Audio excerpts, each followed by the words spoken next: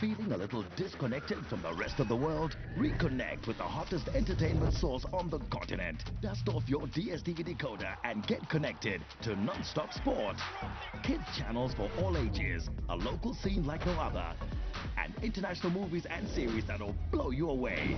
Don't get left behind. Download the My DSTV app to pick the package that's right for your family and your pocket. And reconnect today. DSTV, it's your moment.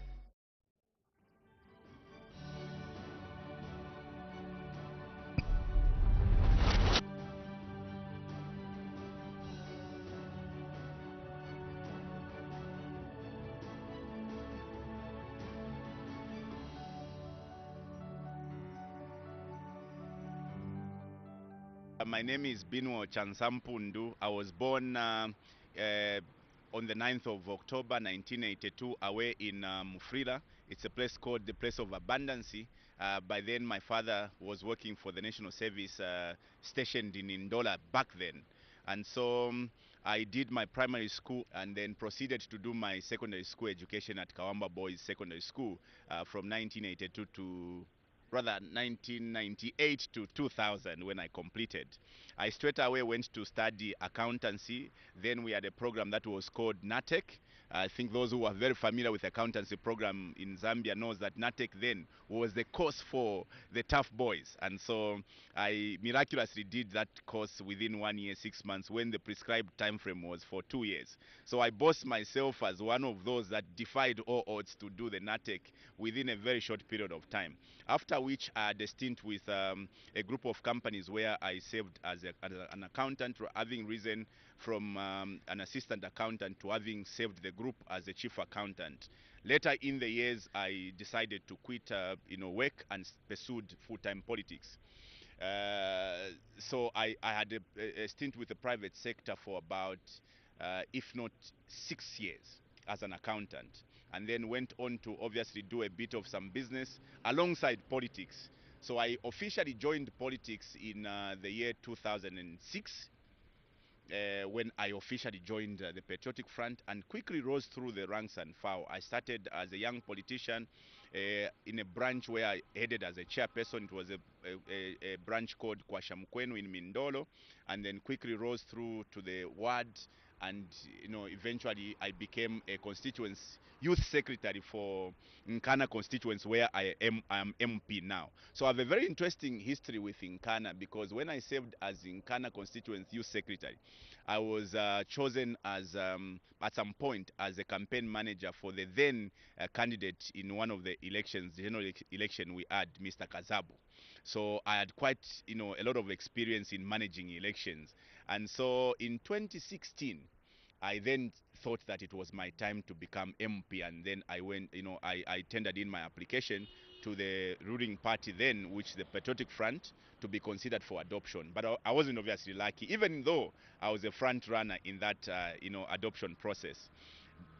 And so the progression was that after I was left out in the adoption process, I think, in my view, as a way of consolation, I was then appointed as district commissioner for the great city of Quito, where I served for 3 years.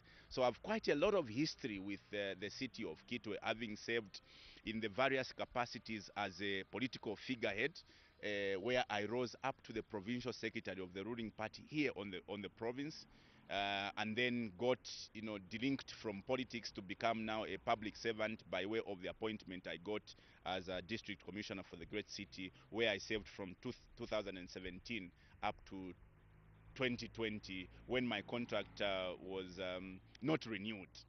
As it were, a contract is subject to renewal, but my contractual term was mad with a lot of controversy, because others thought that I was positioning myself to take over from the then who was MP for Nkana. And so a lot of fights ensued in the process, and then the powers that be decided that I must be put on the bench to see others take over. And so when time came now for the adoption process again for the 2021 general election, again I came forward to make an application to the ruling party then, the PF. Again, the repeat of 2016 confronted me. I was left out of the adoption. Look, I always believe that when you live in your father's house, you may not know how much a bag of meal cost. So when I was left in the 2021, adoption race, I decided to confront my demons by going solo. So I decided to stand as an independent candidate in the last general election, the 2021 election, and the gods were with me. I managed to beat, my fierce rivals who were from the PF as well as the ruling party, and I'm very proud of the milestone we scored during the election, because you wish to know the numbers were very huge.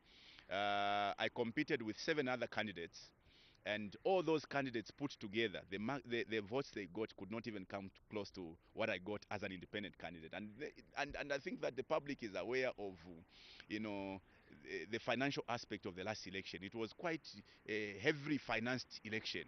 Competitors had a lot of money, and I was one of the ones that were referred to as the whipping boys in terms of finances. I had a very weak, if you like, a very lean, financial muscle, but I managed to, pull a surprise and beat all my rivals. And so here I am as an independent member of parliament for Nkana. I was very fortunate in my young days that I found, a beautiful young lady away in Mufrira, a place of abundance. Remember that I was born in Mufrira. It was only prudent that I must go back to Mufrira to find, my missing rib. So I found a lady called Nandeka away in Mufrira, who I married, 13 years ago, and has given me 3 beautiful children. I've got my firstborn son who is already doing grade 8, Sean Luimba Chansa. My second-born daughter is now going into grade 5. She's Skylar, Lukundo Chansa, and we have a 2-year-old last-born daughter who is, Shanice Mumba, named after my mother.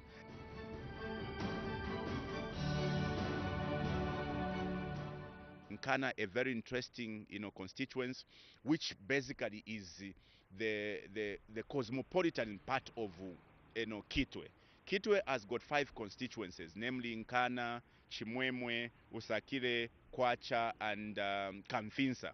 So almost the entire elite part of Kitwe is in Nkana constituency. So we, are proud ourselves to be that constituency, which we actually call as Nkana, because Nkana, Kitwe is actually, the other name for Kitwe is referred to as Nkana. So the name Nkana constituency literally mean Kitwe constituency. So I'm very proud to have been elected by the people of Nkana to serve them. Now, Nkana has got a very unfortunately disturbing history, in that from 1964, there's not been a single MP that has gone beyond 2 terms.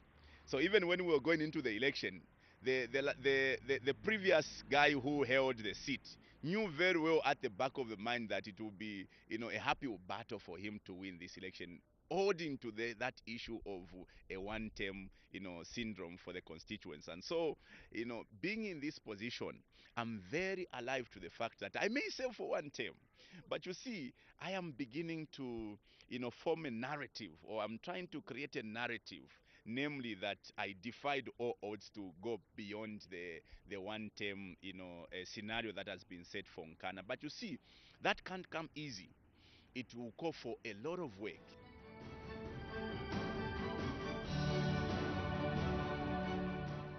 The needs of Nkana are quite known. I have been in the constituents so much that I know the needs of the people of Nkana, and I'm very excited now that I am serving at a time when, the approach towards development has shifted. Because previously the role of an MP in as far as development was concerned was confined to a very meager allocation, which was called the 1.6 million towards the CDF allocation. But today we have been gifted by the new government to have quite a colossal sums of money, colossal sum, which I think that if you are very focused as an MP, you can play your politics very well to, actually win the hearts of the people. And so my desire is that we can, change the narratives by ensuring that we address the challenges of our people. Now, the other interesting part of Nkana you wish to know is that we are an elite constituency. We are the economic hub of Kitwe because we house two mining giants. I don't know how far we can describe KCM, whether it still falls as a mining giant, but we can proudly say we house two mining giants, which is Mopani and KCM. Now, that tells you that part of our, or rather 90% of our wealth in the constituents comes from the mining sector. And so we are very cognizant of the efforts that are being made by the new governments towards the mining sector, because if the mining sector fails, then the whole constituents collapses, because every other economic activity that happens in Nkana is predominantly attached to mining. Let me also stretch it further to say that the economic activities of the copper belt, the entire copper belt, are anchored around KCM and Mopani, meaning that we as Nkana, we are the ones who keeps the entire copper belt. And so we proud ourselves. But you see, unfortunately, these things haven't been commensurate with what our people get at the end of the day, because you can't continue to boast about being a mining giant, yet your people are living in abject poverty, yet your infrastructure is nothing to talk about. And so this is basically what the narratives we're trying to change, namely that if you say we are a mining giant as a constituency, I think everything else must show. Your people must live better, your infrastructure must be better than every other infrastructure in other constituencies. And so that is a mammoth task that for me I am holding on as an elected member of parliament. And so the other thing that I can proudly say is that I thought that I would be stepping in a very difficult terrain, having gone through as an independent candidate. But I think that for me, there's nothing that is as exciting as a politician to be independent. I think that what is currently happening in terms of development is not inspiring. Nkana must be the best constituency, in terms of because we have the comparative advantage. Other than what government is able to do, we have the stakeholders, because 90% of the business spectrum in Kitwe, they operate in Nkana. And you know that there's no way a company can be operating in your constituents without paying back by way of social corporate responsibilities. So we desire to bring all these stakeholders together so that they can also make a contribution to the well-being of our constituents. At the end of my term, I am actually not focused on 2026. I am focused on the next 4 years, because what messes politicians is always to look for the next election. For me, my focus is the given time frame that I have been given, meaning I am supposed to limit my focus within the 5 years that I've been given. And within that 5 years, for me, I want to address the issue of education. There are certain places within Nkana where young people have to walk miles to access secondary education. There are places like Mugala compound, Kamakonde, where young people beyond grade 9 or beyond grade 8, they have got to go to far-flung areas to access education. There are places in Nkana constituents where people have to struggle to get clean water. There are places within Nkana where people have to walk miles to access health services. These are things that this is a bridge that we want to gap, because I don't believe that an elite constituency like this one, people should be walking distances to access health services. They should be walking distances to access quality education.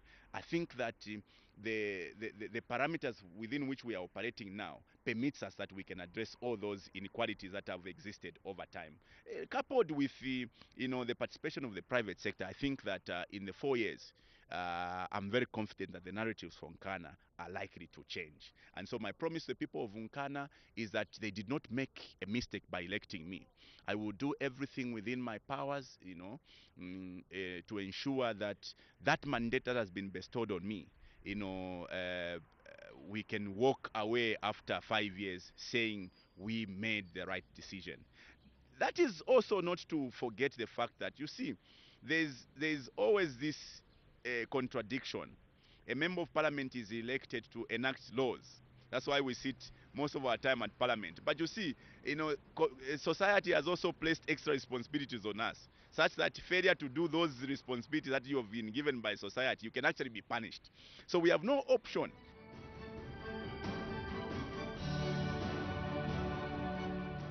The only thing I can say to the people of Unkana is that ride with us for the next 4 years and we are going to see miracles.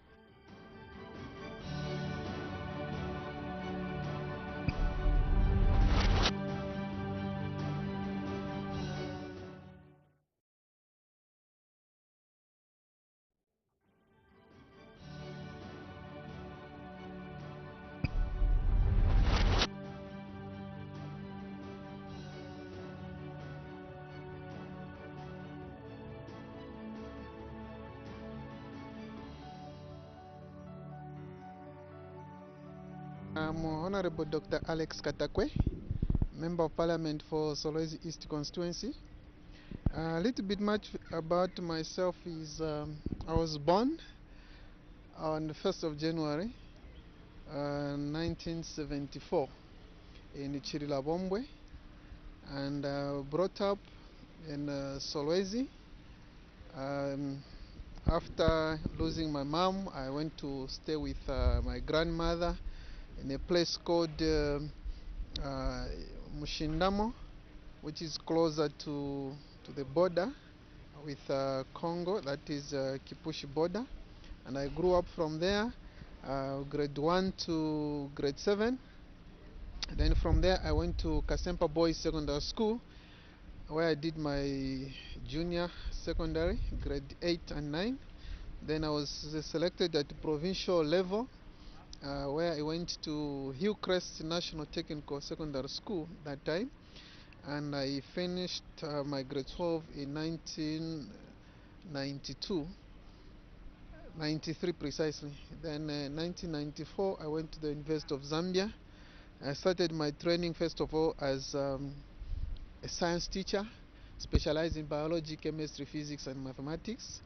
Then after working a little bit for the Ministry of Education, I had a passion for medicine, so I had to go on unpaid leave from 2005 until 2011, when I did my medicine, specializing in medical parasitology.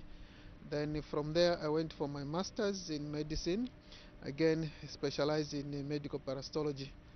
From there I went to further doing my PhD, which I was supposed to have finished last year in 2021, but it is on course. Hopefully that by end of this year or next year I should be able to finish my PhD in medical parasitology.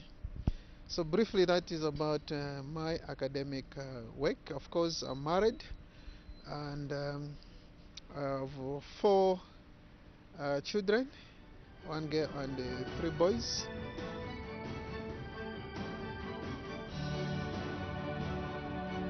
My constituency, Solwezi East, is basically a rural constituency, because initially it was part of Solwezi. It was just generally called Solwezi constituency. Now, with the subsequent years and the legislation passed in Parliament, the constituency was divided into Solwezi West, which is Kalumbila district, Solwezi Central, and Solwezi East. Solwezi East, which is Mushindama district. As a district, it was declared by the late President Michael Sata, may his soul rest in peace. The district was declared at the same time with Kalumbila district, but Mushindamo district has remained undeveloped, and as a constituency there isn't much to talk about as a constituency, because right now if you are talking of the central business area, it's never there. We do not have a central hospital, neither police station, so a lot of amenities are actually lacking.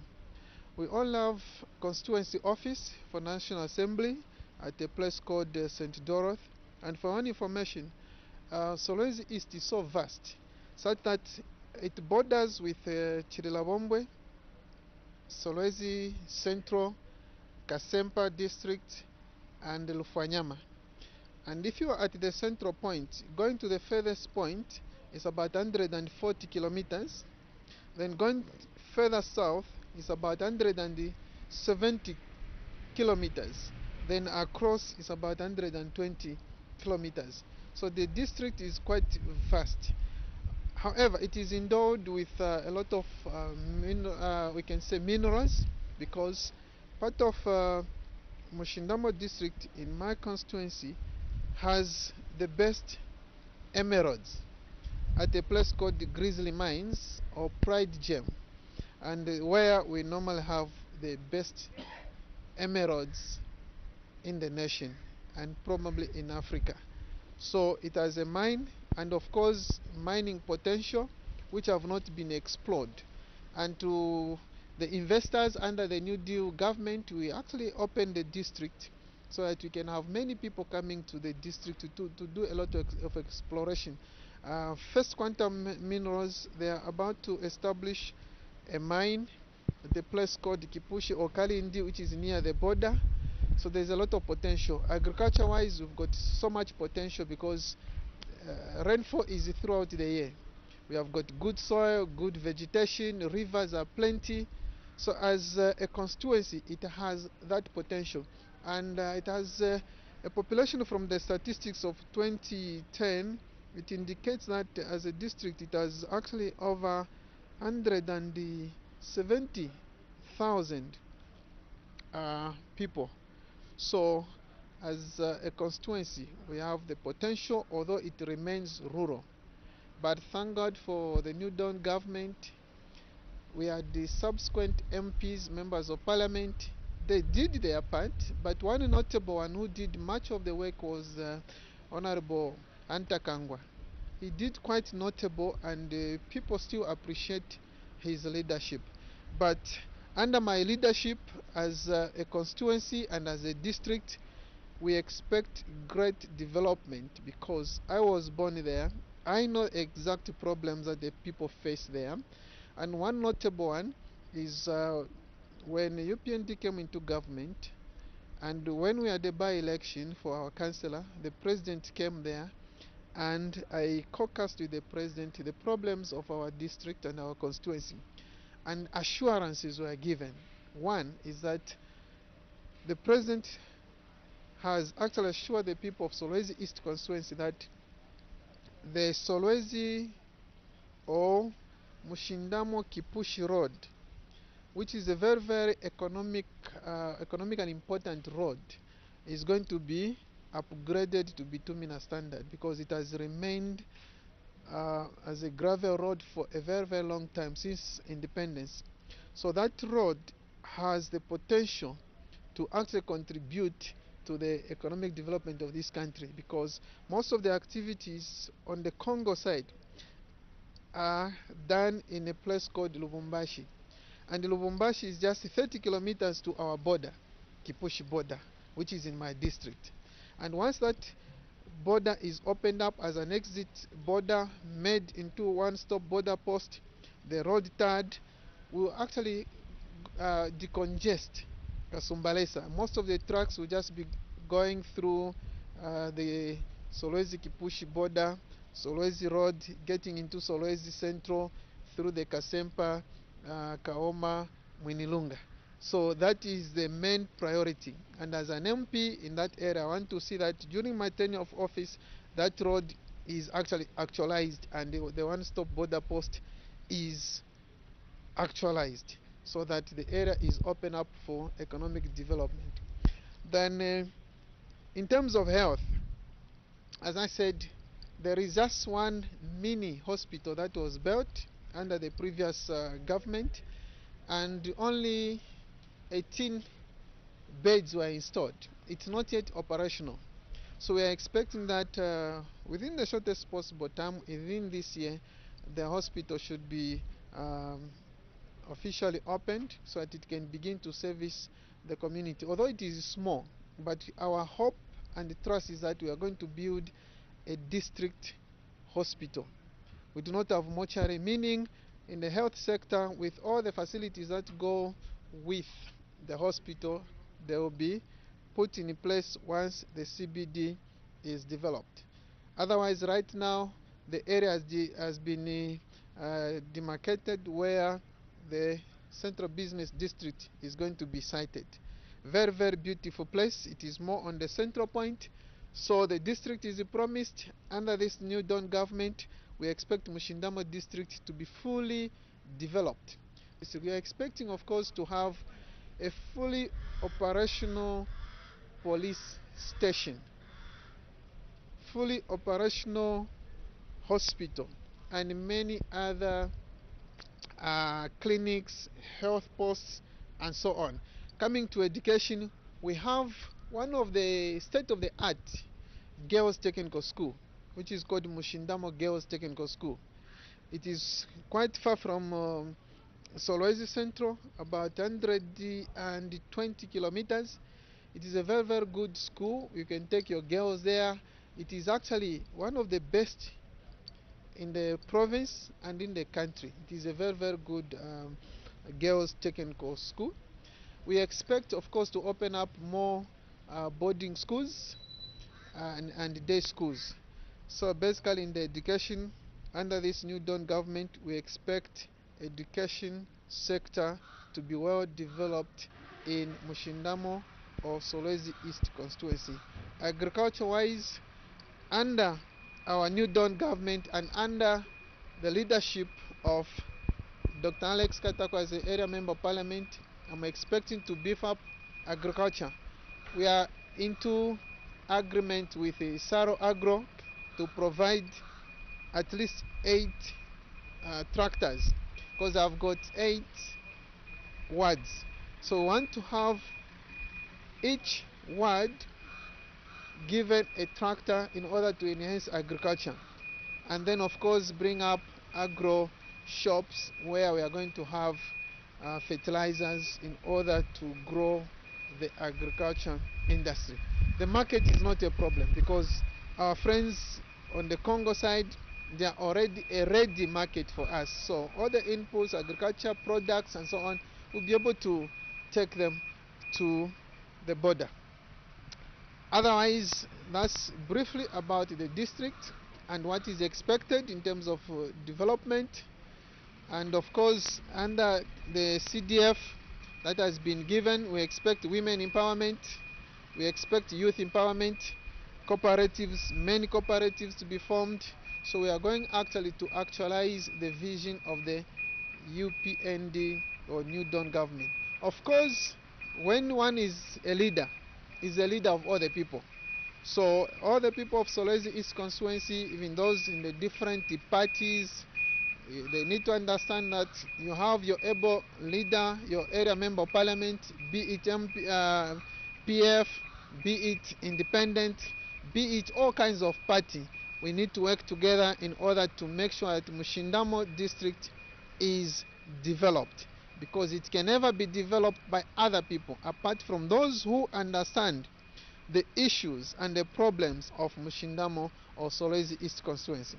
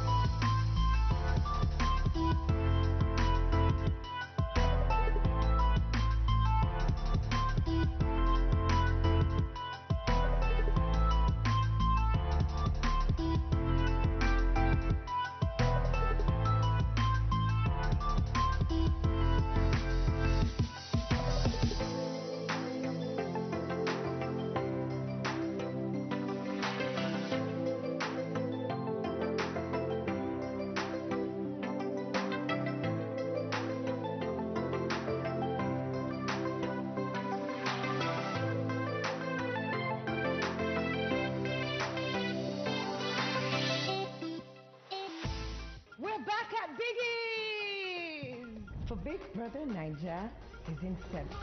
Who will bring the heat? What shakeups will happen within this world? We'll be discussing everything. Don't miss the new season of The Buzz, Tuesdays and Saturdays from 7 p.m. only on Showmax. With never seen before snippets, interviews and reviews hosted by me, Foke Makinwa. Subscribe now at www.showmax.com.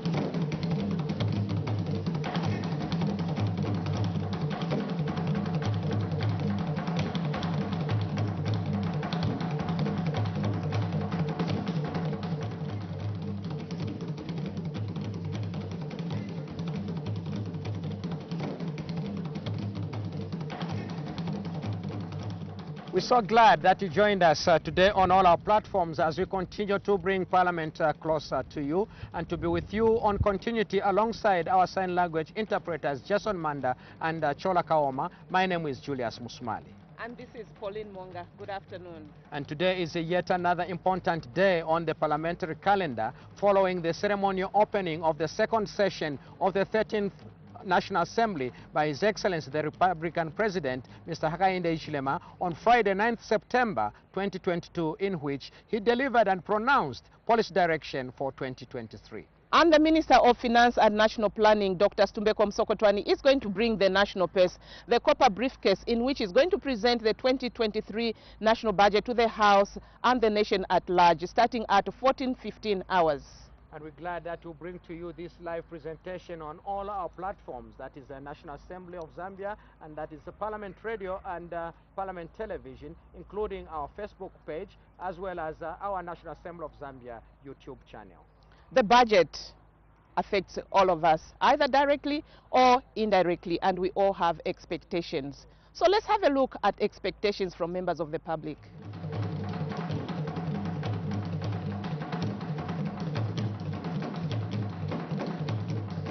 Vametembekeza kumunga kumbali kwa ise baze mayuthi tufuna ko nshito kulibe munga mayuthi mkaona wambiri mawifa bevo chita wapesa kache mu street kulibe manshito so munga tipempa kuli amina zo introduce amine budget walangane ko pali mayuthi oloko sector mulibe mankwala mpatala kwenda kushipatala peza mulibe mankwala mezambo enda kuti so wake konziru munga kuli health ifunika maningi lwakupa kuba muso kuli mufe kwa teni mwekeze kwa teni masheni a social cash transfer mulwekeze kwa teni lukone kufumana kwa kuyeza kwa teni ma business twalo ni kwa security mane mashori seyiba bangata hulu mube kwa teni masheni kuboye kubatala mapokola bangata kuli banolu banolu lamulelanga kwa mashori.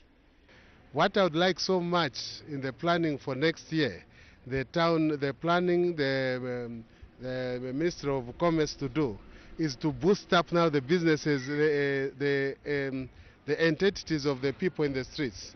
If you look at the people who are vendors, what is there that the government is doing to boost up their businesses?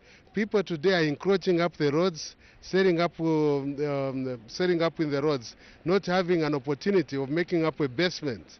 Doing up something shall come to make up for somebody to succeed. Whenever you start doing up something, there should be forces that shall make a platform for you now to excel.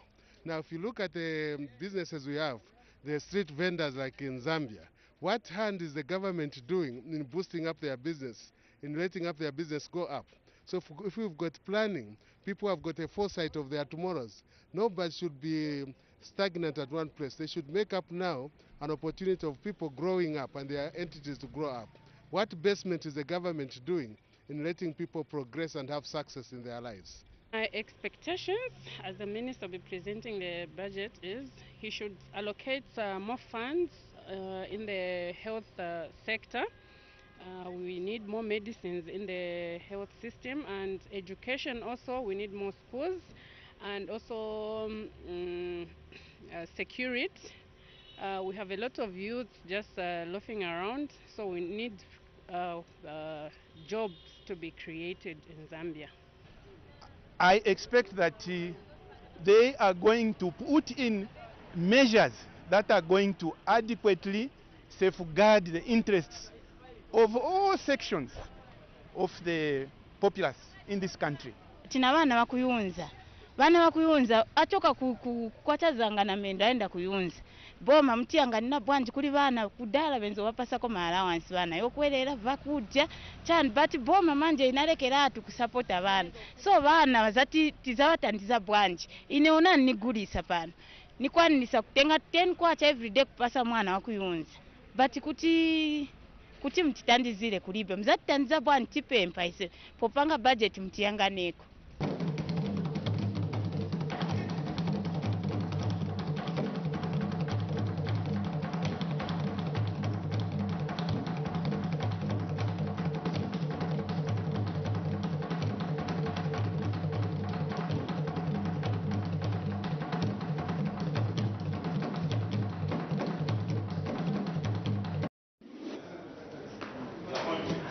So yes, indeed, you are watching live pictures of what is expected today at the Parliament buildings as the Honourable Minister of Finance and National Planning presents the 2023 budget. And just be listening to the expectations by the public.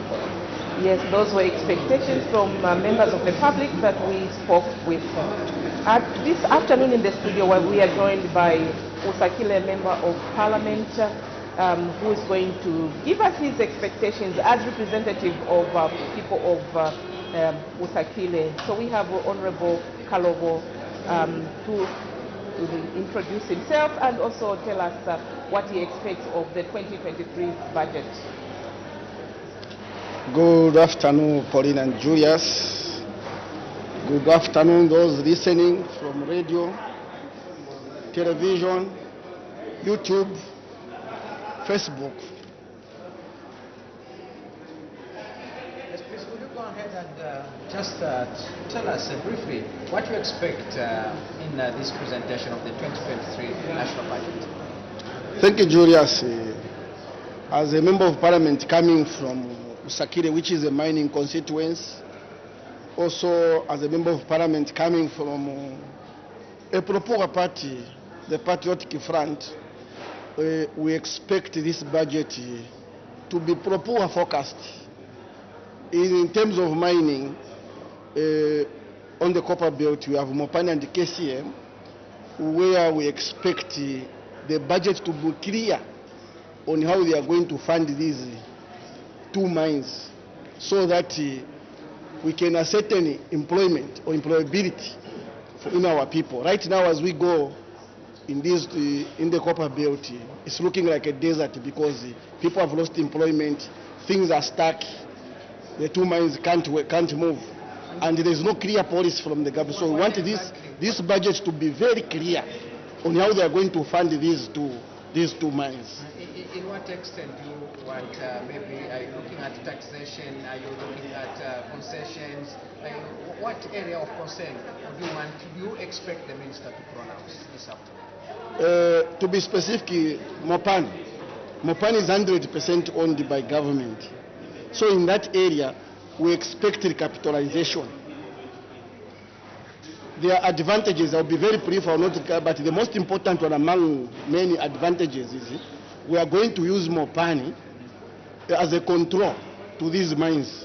You know where we're coming from. This is a sector where there have been a lot of cheating in terms of transfer pricing, forced declaration, and many other negative vices. So, because we don't know as a country who own mines, the mines are in Zambia, but of course owned by foreigners. We don't know what is the production cost per ton of this copper. So when government capitalize Mopani, it will be used as a control measure. Then in terms of KCM, where there are indications of liquidation, we expect them to expedite the process of having an equity partner so that we can proceed. And overall, these other mines, what we expect is to end the tax holiday that is there, because we can't continue with this deficit budget relying on foreign aid when you have mines that can fully fund our budget. Honorable Pavyuma, I already see you being fired up with what kind of debate you bring to the House. But of course on this we are just focusing on speculative expectations, and those we have highlighted, of course, are key to the economy. Yes, Julius, other speculative expectation is with the IMF bailout being approved, with the inflation rate going down, exchange rate going down, we expect them to reduce the payers went from 7.5% maybe to somewhere 20%, 25%. Also, we expect this budget to bring down, to raise the threshold to 10,000 kwacha, so that their transformation agenda can trickle down to our people. This budget, we expect it to be pro-poor in that it should put more money in the pockets of the people. When they raise the threshold of pay as well, people have more money. I'd like to thank you for coming. We hope that we'll get back to you someday on the platform so that we can discuss now the outcome of your expectations and what the minister is yet to pronounce this afternoon. Thank you very much.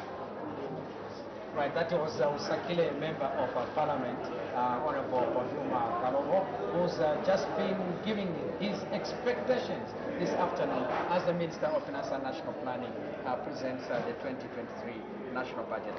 Yes, Julius, actually expectations are quite high in the nation. Everyone is looking forward to listening to what the Minister of Finance and National Planning is actually going to present in this year's budget, or the 2022-2023 budget, as he presents it this afternoon.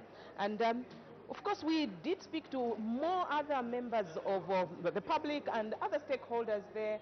And now let's have a look at the expectations of other stakeholders out there.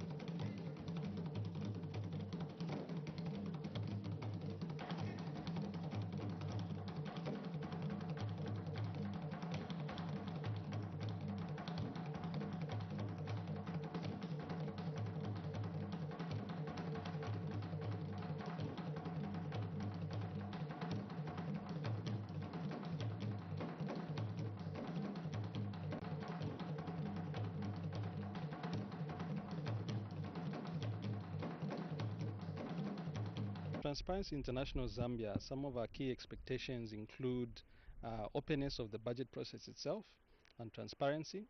As an institution, we have always advocated for increased allocations towards law enforcement agencies such as the Anti-Corruption Commission and so on, but also including the Supreme Audit Institution, the Auditor General's Office itself.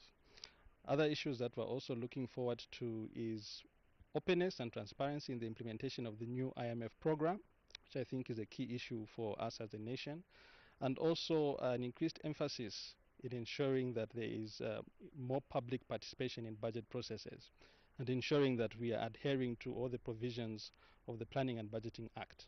Well, this is another time of the year that obviously the country is anxious to look at what is packaged by government, obviously in the national budget. And from our angle as the Zambia National Youth Think Tank, owing to the previous national budget by the new Donor administration, we think that this time around much of the things or activities coming from a youth angle, I think much of the activities that we expect are activities that will be anchored on economic growth. Most importantly, I think job creation is actually a challenge at the moment. So from the youth angle, we expect to find that there's more allocation of resources in as much as the Ministry of Youth is concerned. We're expecting government to see to it that they actually amplify allocation, especially in terms of youth empowerment fund. As an institution, we look forward to the 2023 budget because this budget it's the first that comes under the IMF Extended Credit Facility Program, as well as the second budget under the 18DP. So we look forward to government allocations to various sectors, but key is the mining sector, especially for the artisanal and small-scale miners. We look forward to see what are some of the key incentives that government is going to put in place to ensure the formalization of many of the small and artisanal small miners, to ensure that they produce more, as well as there's increased revenue from them. Secondly, key is also to see the allocations, especially towards the agricultural sector.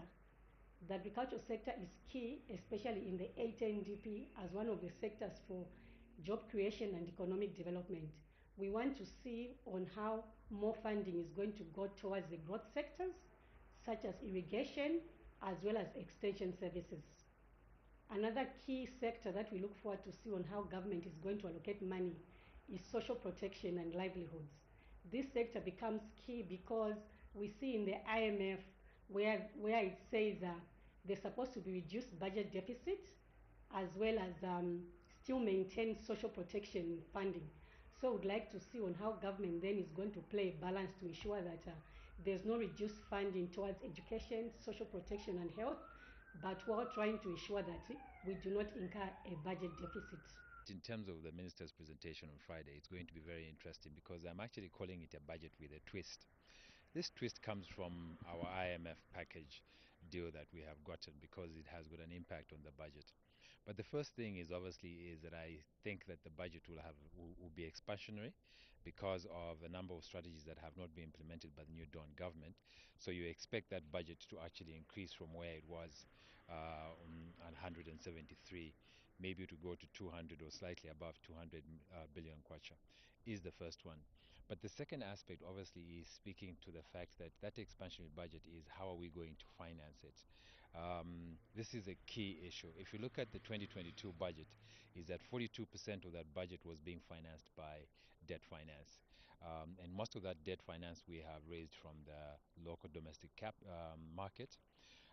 Going into 2022, obviously want to reduce the debt component of the budget, and we expect that we'll get a lot of bilateral support in terms of grant as well as concessional loans, which will ensure that we are trying to remain within the fiscal space, which is what the IMF package will be asking us to do in terms of debt restructuring is the second thing. But the third aspect is that I expect that government is going to put a lot more allocation towards having to drive domestic local growth, which is basically supporting our SMEs to ensure that the growth that is going to come into the country is going to be driven by local entities so that we can retain the revenue that we are generating, and that benefit can go directly to the Zambians is, I think, the biggest one. And I'm hoping that they will not be pushing any taxes up because the country at the moment is constrained in terms of taxes. The general populace has been paying taxes that has been increasing since 2015 to now, and we can't afford to put any more taxes. The basis of having to increase tax must come from having to increase GDP growth, then increases the base on which we can tax the individuals, and I think that is important for going forward because we want to create employment as well as reduce poverty.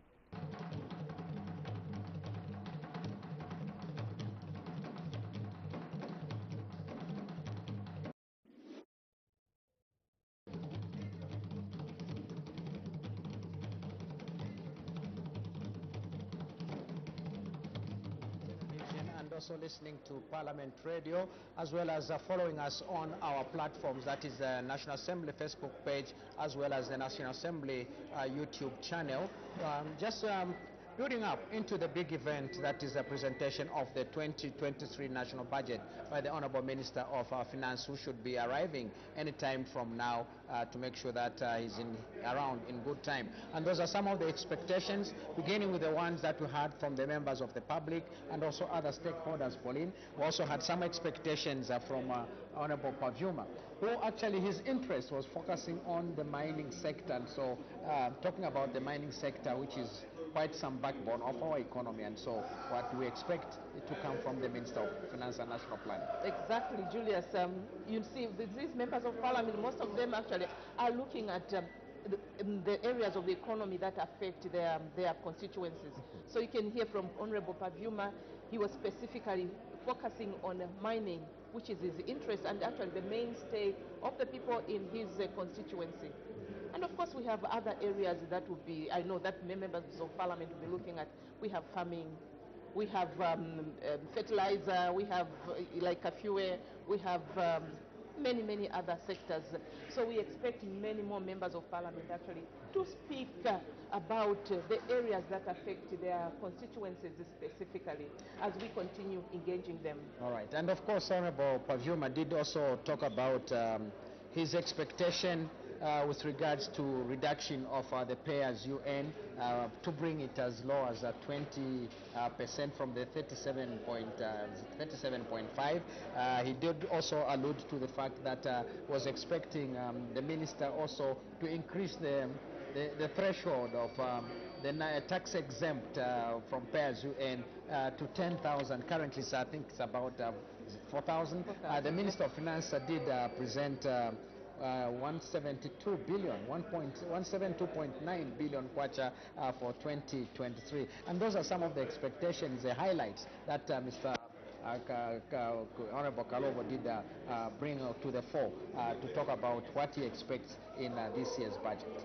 Yes, Julia. So we continue receiving members of parliament and hear their expectations as we expect the Minister of Finance and National Planning to come and present the 2023 national budget this afternoon. And we are broadcasting from Parliament right here at 14:30 hours. The Minister of 14:15 hours, the Minister of Finance is expected to present the budget in the House.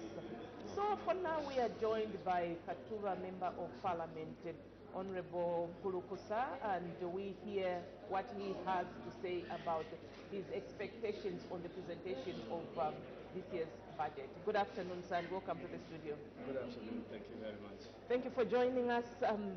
This afternoon, Honorable Minister of Finance and National Planning, Dr. Tumbeko Msokotwani, is presenting the 2023 budget. I know you are coming from farming community, and there's also, I can see there are some constituency, some factories actually that are coming up in your constituency. So what are your expectations for this coming budget? Thank you very much. I think we are expecting a budget that is going to be growth-oriented to stimulate industry and ensure there is job creation. If you looked at the president, he has been so much on economic transformation and job creation. So when you are transforming an economy and you want to create jobs, what you do is you invest so much in production. So we expect quite an input in agriculture, because as you know, agriculture is one of the sectors that requires a lot of labor. It's quite labor intensive. So we expect a lot in agriculture, and we expect a lot in manufacturing. We expect also a lot of resources going to ICT. Remember, the president was talking about digitalizing the economy and increasing the efficiency of how the country can reposition itself and be competitive. So we expect a lot of investment in ICT in order to enhance the growth of the economy. But above all, we are looking at a budget that is going to come with a lot of resilience, because we are coming under the background of so much stress when it comes to the deficits in terms of loans, in terms of debt, and all those things. So we are looking at a budget that is going to come with a lot of resilience to try and see amidst these deficits, these debt and everything, how can it be pushed for growth in order to unlock the potential of the economy to look after all these crises that we are looking at. But as a politician, I'm also looking at a little bit good growth on the CDM, because it directly goes to my constituency and it directly impacts the people. All right. Thank you very much, sir. We hope to see you again after the budget has been presented.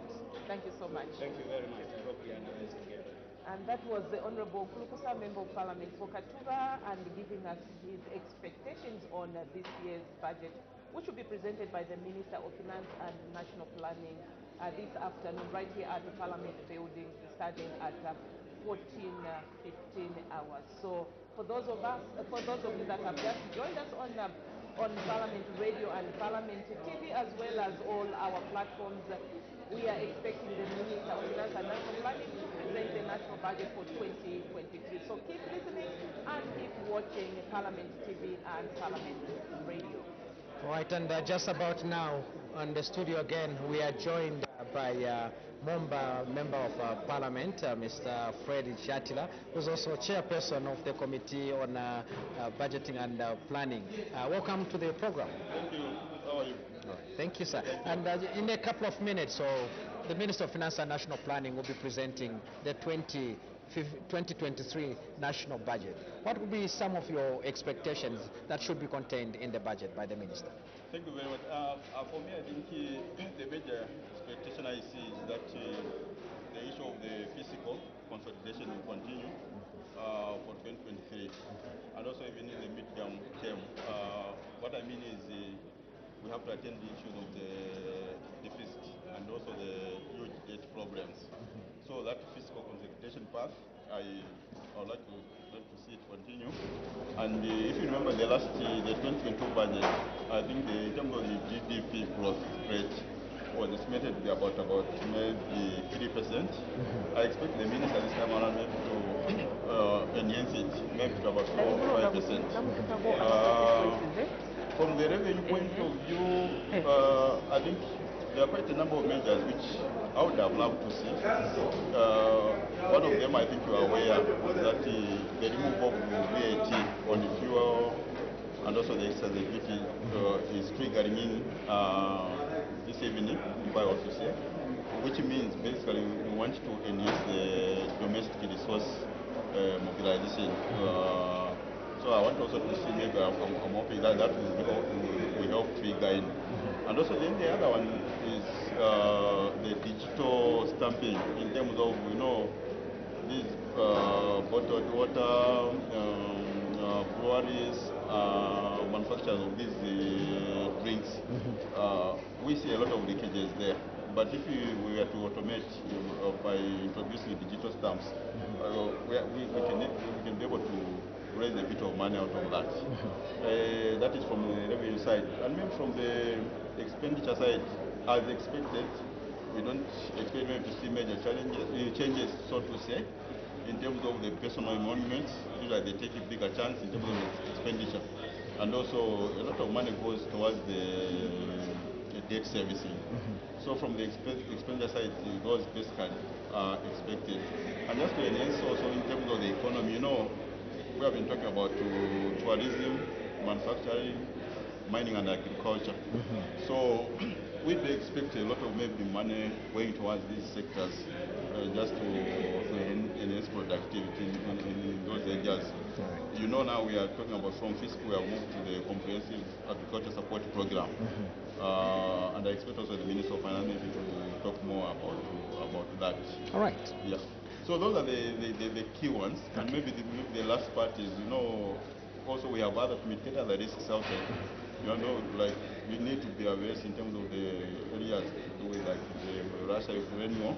Because these are the forces that will basically disrupt our operations in terms of what we have gained so far. So maybe also would want to hear from the international angle, maybe what the minister has. Okay. Yeah. Honorable, I would like to thank you, especially that you'll be chairing this expanded committee on the budget, and definitely you'll be able to receive a lot of stakeholders and contributions from the stakeholders. So that lays foundation for your contribution on the floor of the House, and as you consider the budget as it's referred to the committee. We'd like to thank you for coming. Thank you very much. Have a good day. Thank you. Thank you. Right, that was member of our parliament, Mr. Fred Jatila, speaking to us on his expectations on the 2023 budget, which is just about to be tabled on the floor of the House by the Minister of Finance and National Planning. Pauline. Yes, Julius, it's quite interesting actually to hear the expectations from members of parliament. And we expect to hear more from more members of parliament as they come to give us their expectations on the budget that will be presented by the Minister of Finance and National Planning this afternoon at 14:30 hours, right here at Parliament buildings. And just now in the studios we are joined by Siabonga Member of Parliament, Mr. Darius Mulunda, who we want to speak to and hear his expectations on today's budget. Good afternoon, sir, and welcome to the studio. Today, this afternoon, Minister of Finance is presenting the 2023 budget as Member of Parliament representing a rural constituency. What are your expectations? Thank you so much, Pauline. I want to say first and foremost that the expectations of our people, many people in my constituency and myself, actually, they are very high. That we have seen what the new government has done, and the first budget, what it has done to the people, the impact it has brought to the constituency, in my constituency, Siabonga constituency. I expect a lot of things to come along with this second presentation of the budget by the minister this afternoon. And one of the areas that we are expecting, good results is the area of course, education, the area of health, where we are doing a lot using the CDF component, and the area of getting our people to get good and clean drinking water, and of course the the water for our animals. And the expectation, like I've said, a lot of things are being expected, even in terms of employment, because we have seen what the first budget has done, and we expect now an increase in that. Just like we expect an increase in other sectors, we expect even other ministries now to increase in terms of getting our people into employment. All right, just a minute, Honorable Member for Siavonga. Just about now, we have an indication that the Minister of Finance and National Planning is just arriving at Parliament buildings. So as we continue to talk about the expectations, we want our viewers also to witness on what happens when the Minister arrives, what happens. Earlier on, Pauline did talk about the Minister coming to the House with a purse, and the purse is in form of a copper briefcase that comes along with the Minister to present that budget. So maybe you can wind up by indicating what is it that is at the core of the people of Siavonga that should be contained in the copper briefcase. What is at the core for the people of Siavonga is that actually the people of Siavonga should expect that every sector of their lives from today will be changed by what is being contained, what is being carried by the Minister of Finance in that briefcase is coming to turn around many lives in Siavonga in terms of empowerment and other things. So I would like to thank you so much, Honorable, for coming. Thank you so much. Pauline, that was Siavonga Member for Parliament, Honorable Darius Mulunda, with his comments. Exactly. It's quite interesting as we continue speaking to members of Parliament. But just now we have got an indication that the Minister of Finance is about to arrive and probably... Thank you so much, Pauline and Julius. There you have it on your screens. It's now Pausent and Claudette to take you through until the time the budget presentation is done, and we'll be able to cross back to outside where our colleagues will be continuing interacting with various stakeholders on the budget's reaction. There you have it, Claudette. That's the Honourable Minister of Finance, Dr. Stumbeko Musokotwane, making a great entry, and in that briefcase, a lot of expectations. Absolutely, that's the famous copper briefcase. Present a number of expectations from different stakeholders. If you tuned in much earlier, as a viewer, you might have noticed that we did speak to a number of people regarding the expectations for today's, budget address.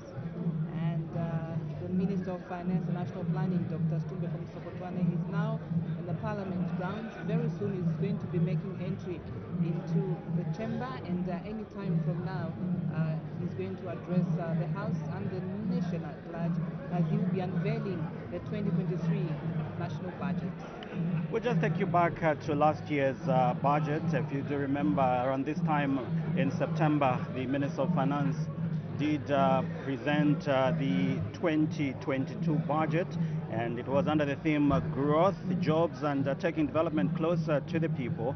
And I know a lot of people's expectations are quite high, and they're looking forward to what is expected to be unveiled. There you have it. That's the Minister entering in the chamber with the famous copper briefcase, being greeted by the Minister of Local Government. A lot of excitement from members of Parliament. They are also, waiting to hear what is contained in the 2023 budget. And talking about last year's presentation by the Minister of Finance and National Planning regarding the 2022 national budget, you did correctly, talk about the theme, Pausent. And in his address, the Finance Minister actually did highlight the global and domestic economic development in 2021. He did present the macroeconomic objectives, policies and strategies for 2022, and he did provide the details on the estimates of revenue and expenditure for 2022. And we should also make mention, Claude, that last year's budget was about 173 billion. And I know some people that we've interacted with are saying it may go over maybe close to 200 billion. So that remains a secret to the Minister of Finance just before he unveils the 2023 national budget. As you can see on your screens, that's Chiengi, Member of Parliament, posing with the Minister of Finance in that copper briefcase, just taking a photo. I know quite a number of members of Parliament, cabinet ministers as well, want to have memories Absolutely, it's quite a historic event which happens every year here, and members of parliament are actually, getting ready to hear the finance minister's address. We do have her honor the vice president. She is already in the house, exchanging pleasantries with other members of parliament that are here. So we do expect business to resume at about 14:15. Of course, we do expect the speaker's entourage to make its way into the chamber. That will actually signify the start of business today, Friday, 30th September 2021. It's all about the 2023 budget that is going to be unveiled by the Minister of Finance, Dr. Stubeko Osokotwani. Let's briefly collate and look at some of the estimates that were pronounced in last year's budget. We do remember that it is in the same period, around this period last year, when the Minister of Finance did make serious pronouncements, and we've seen those pronouncements being actualized. The issue to do with the recruitment of 30,000 teachers, and we did see some celebrations from various corners of this country where unemployed teachers got employed. Others have been waiting for more than 6-7 years. And in the health sector as well, we did see 11,200 health workers being recruited, and it also culminated from the pronouncements that the minister made during the 2022 national budget presentation. Absolutely, it was unprecedented, and in the energy sector, the Minister of Finance in last year's address did say that to ensure an effective and efficient energy sector, reforms will be undertaken in the electricity and petroleum sub-sectors. And so last year's budget proposal was 173 billion kwacha, which is equivalent to 37.1% of the gross domestic product. So we need to see how much government intends to spend in 2023. However, from the energy sector, Claudette, you and I, we've moved around constituencies, and we've heard the cries from the general public. An average person out there, the issue to do with water and sanitation, it's something a lot of people in various constituencies talk about. And if you do remember well, last year, when the Minister of Finance presented the first New Dawn budget, did say that the administration is undertaking a number of water and sanitation projects to improve access to clean and safe drinking water, as well as to provide sanitation services. And he proceeded by saying that working with cooperating partners, government to ensure that some of the projects that were embarked some time ago are actualized. And based on the interactions we've had with various stakeholders, people from various constituencies, I'm sure the expectations are high. Even on the floor of the House, Claudette, we do see members of Parliament posing a question, trying to find out the challenges of water and sanitation in various constituencies, and how government will make sure that those challenges are done away with. Absolutely, and in last year's address, the minister did say that to support government's agenda for economic transformation and job creation, government would propose to spend a total of 33.7 billion kwacha towards economic affairs functions, and of this amount, 4.9 billion kwacha was actually meant for road infrastructure, and this will include the continuation of ongoing projects as well as opening up of strategic economic routes. And well, members of parliament usually talk about the bad state of roads in their constituencies, and we sure hope that this actually can be, actualized. So we do expect the speaker to be in the house in a few minutes from now, about just before 14:15 or thereabout, and thereafter we will have the presentation of the 2023 budget by the Minister of Finance and National Planning, Dr. Stubeko Osokotwani. A few weeks ago, we did see enumerators visiting our homes, conducting census, and it also, the pronouncements were made in the current budget we're in, which was done in 2021 by the Minister of Finance, where he did say that the New Dawn administration was committed to undertaking the 60th census of population in 2022, and to this effect, the minister did say that he made an appeal to the private sector, cooperating and development partners, as well as other stakeholders to partner with government to successfully conduct census of population and housing. And the country is eagerly waiting because the last census was conducted in 2010, and people have been just making projections, different projections about the Zambia's population. So I'm sure in this year's budget, expectations are very high, like we talked about on the floor of the House, members of Parliament interacting with various each other there and with various partners. As we can see, Claudette, even the chamber is full. Various stakeholders are already in the House.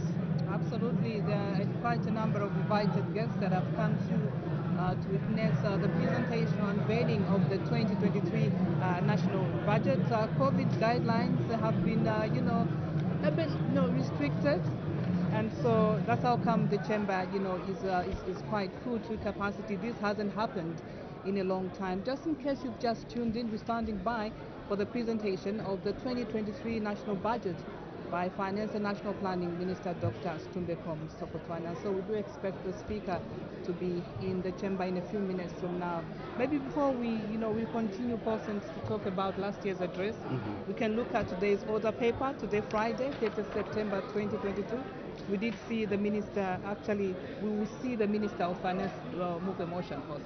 Yes, and the motion is that the House do now resolve into Committee of Supply on the estimates of revenue and expenditure for the year 1st January 2023 to 31st December 2023, together with the annual borrowing plan presented to the National Assembly in September 2022. So that's the motion that will be moved by the Minister of Finance and National Planning, Dr. Stumbeko Msokotwane, MP. Right, so we're getting back to last year's address by the Minister of Finance and National Planning in terms of the housing and community amenities or social amenities, if you may like. The Minister did say that a total of 2.4 billion on housing and community amenities was allocated, and of this 2.3 billion was actually meant for water supply and sanitation, and he did say that this allocation will enhance the interventions being made by water utility companies to improve and ensure adequate supply of safe and clean water in our communities. A cry of at least every member of parliament to have, clean and, safe drinking water. And under general public service, the Minister of Finance did propose to spend a total of 86.4 billion for general public services, which translated to 49.9% of the total budget. Of this amount, about 51.3 billion was for external data service, while 227.4 billion went towards domestic data service. And like we keep reminding you, shortly we'll have Madam Speaker's procession making way to the chamber, and that will signify today's commencement of business. And later on, the Minister will move a motion, the motion that we shared with you, where the House will resolve into Committee of Supply on the estimates of revenue and expenditure for the year 1st January 2023 to 31st December 2023, together with the annual borrowing plan presented to the National Assembly in September 2022. And so those are live pictures coming your way here on Parliament television. In a short while from now, there's going to be resumption of business here in the chamber. As you can see, members of Parliament, getting settled for today's address, where we do expect the Minister of Finance to unveil the 2023 national budget, and he is already in the House. Just about now, we're standing by for the Speaker's procession. And there you have it. Would like to thank you for tuning in, and do stay tuned right here on Parliament. Madam Speaker.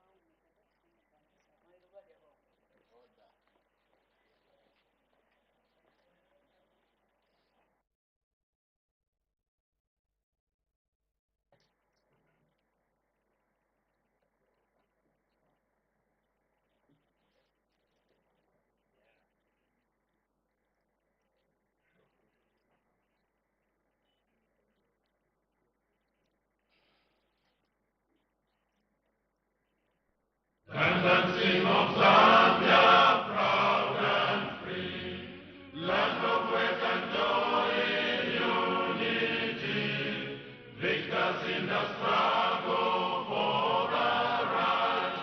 We want freedom's fight for one, strong and free. Africa is our own motherland, fashioned with and blessed by those who blend. Let us all our people join as one, brothers under the sun. Oh, one, strong and free. One land and one nation is our cry. Dignity and peace in Zambia's sky, like a noble eagle in its flight. Zambia, praise to thee, oh one, strong and free. Praise be to God, praise be, bless our great Zambia, Zambia, Zambia. Remain we stand under the flag of our land. Zambia, praise to thee, oh one, strong and free. Prayer. Almighty God, who in your infinite wisdom and providential goodness has appointed the offices of leaders and parliaments for the welfare of society and the just government of the people, we beseech you to consider with your abundant favor us, your servants, whom you have been pleased to call to the performance of such important responsibilities in this land.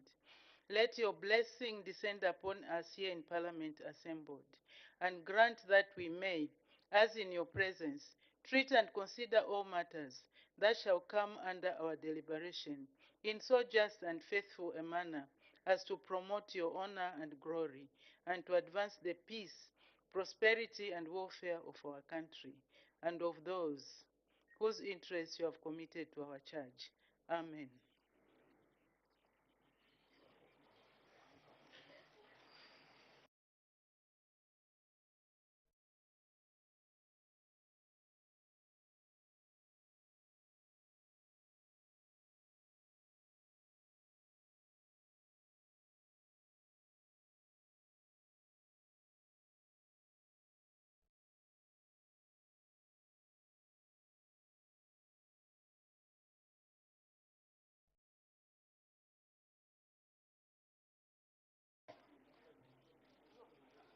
Order. Can we settle down? May Her Honor the Vice President indicate business of the House for the next week?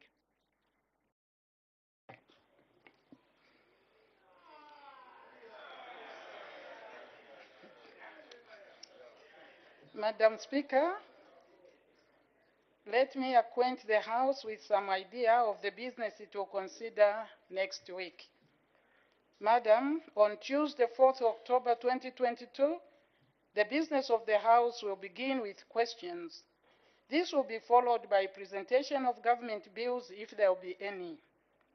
Thereafter, the House will commence the debate on the motion of supply on the 2023 national budget. Madam Speaker, on Wednesday, 5th October 2022, the business of the House will start with questions. This will be followed by presentation of government bills, if there will be any. Thereafter, the House will consider the following private members' motions to be moved by Mr. Munia Zulu, Member of Parliament for Lumezi Parliamentary Constituency. 1. Reintroduce meal allowances at public universities. And 2. Abolish position of district commissioner.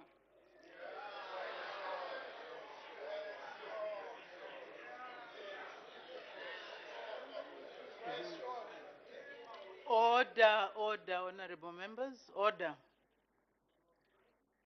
The House will then continue with the debate on the motion of supply on the 2023 national budget. Madam, on Thursday, 6th October 2022, the business of the House will commence with questions. Thereafter, the House will consider presentation of government bills, if there will be any. After that, the House will continue with the debate on the motion of supply on the 2023 national budget. Madam Speaker, on Friday, 7th October 2022, the business of the House will start with Her Honor, the Vice President's question time. Thereafter, the House will deal with questions. The House will then consider presentation of government bills, if there will be any. Then, the House will continue with the debate on the motion of supply on the 2023 national budget. I thank you, Madam. Thank you. Notice of motion. The Honorable Minister of Finance and National Planning.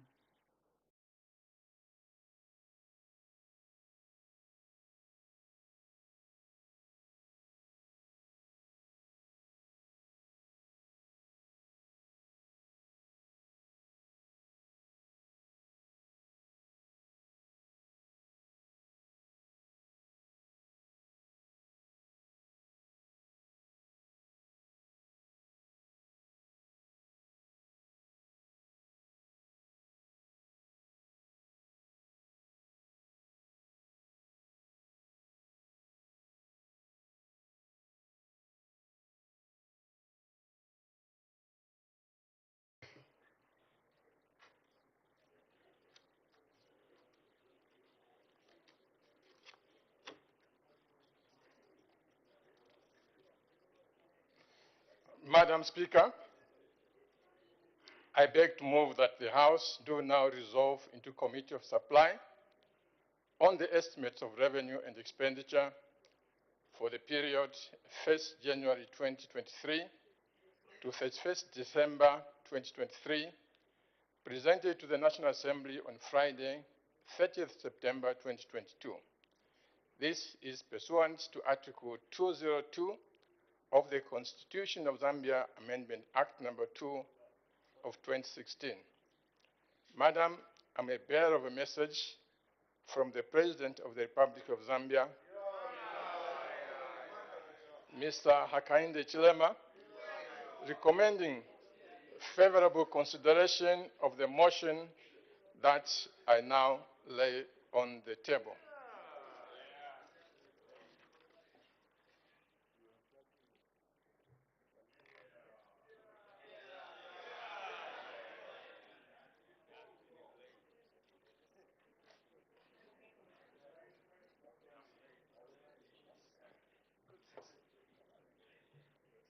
The question is that the House do now resolve into Committee of Supply on the estimates of revenue and expenditure for the year 1st January 2023 to 31st December 2023, together with the annual borrowing plan presented to the National Assembly in September 2022.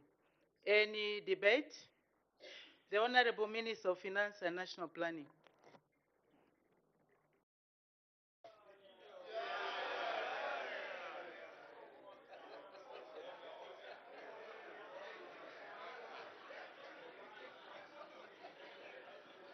Yes.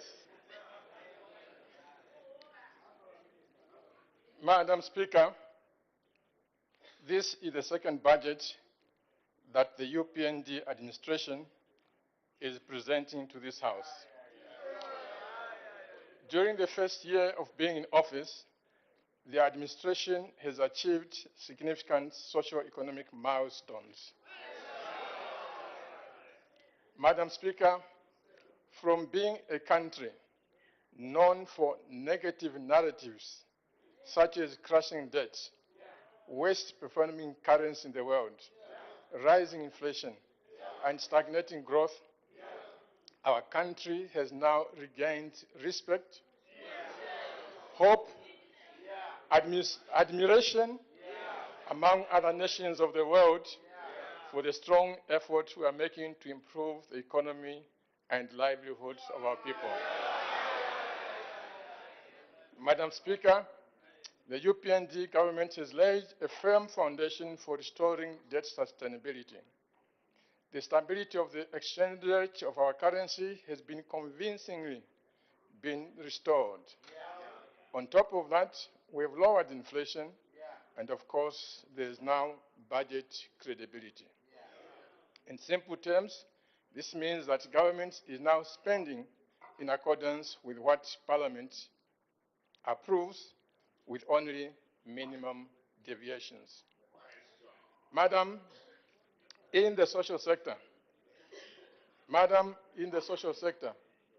we are providing free education up to grade 12, as we have always promised in our manifestos. We recruited an unprecedented number of teachers and frontline medical personnel. In addition, we increased the number of beneficiaries and the transfer value under the social cash transfer program. Further, we've cleared all outstanding pension arrears under the Public Pension Service Fund.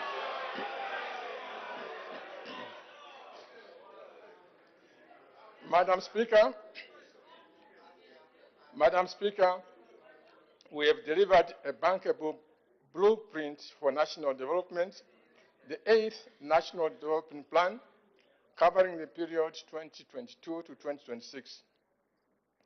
Our commitment to economic, social, and structural reforms contained in the plan helped us secure an arrangement under the Extended Credit Facility from the IMF. The program with the IMF has enabled government to make progress in resolving the debt crisis left, of course, by my friends across there. It has also helped